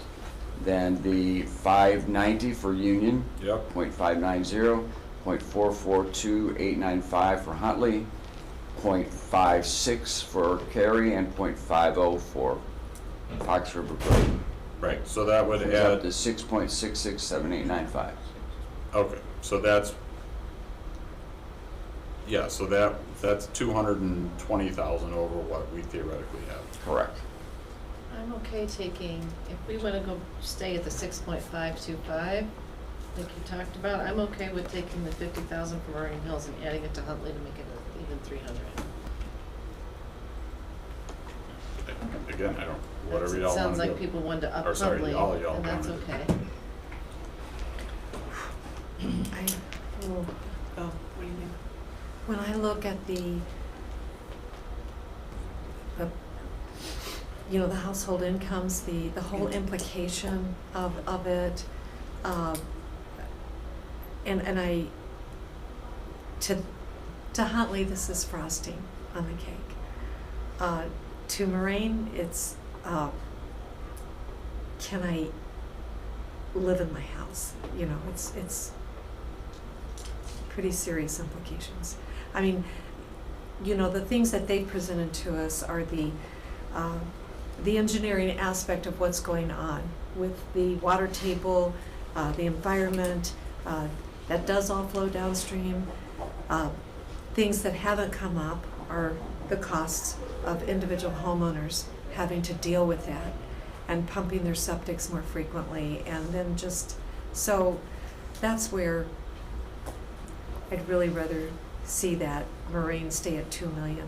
Yeah, no, I'm fine with it to 2 million. I was just thinking if we were going over, I- we would. yeah, That I was think all I that's was the thinking. I issue. wasn't taking it away from. I How wasn't much are trying we to- gonna go over?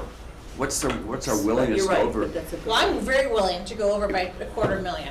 If we're not willing to go over, if we're not willing to go over, then we Then gotta we'll- cut down. right, If so we're if we willing to don't- go over, then let's figure out how much we're willing to Right. go over. Yeah, Well, and that's all I here- was wondering. here, we're just going over like 50,000.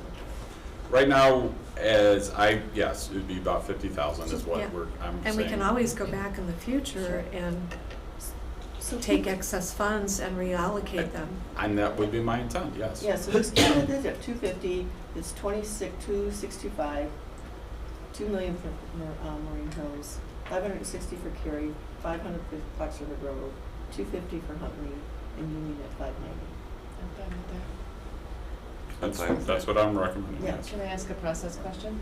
Yes. So, let's say we get to the end of the year and we realize we have $500,000 that we know is not gonna be spent. Are we gonna go back to the applications that we currently have that we didn't fully fund and say, okay, we'll give more? Or are people going to have to reapply? No, my first intent would be to fully fund requests that have already been made that we've had discussions over. Okay. That would be the This- first priority. yeah. If for some crazy flippin' way that we get more money than that, then I'm open to discussion. And we'll use it for this group here? Well, no, Or I'm will saying we if look at all the if we other have more projects money that we're- left over and we can fully fund all of these and we These, that's still what I have mean. money left over, Okay, then I think we can have a discussion as to what we do with it. okay. If the county board hasn't already spent it on something else. Or Pete.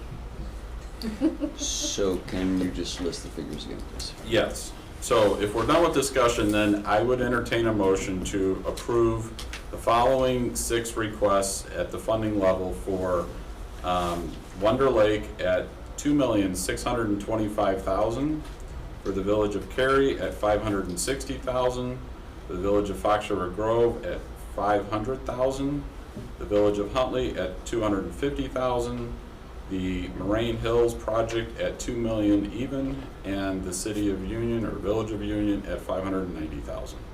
I don't know if they're villages or cities in it, whatever. A second.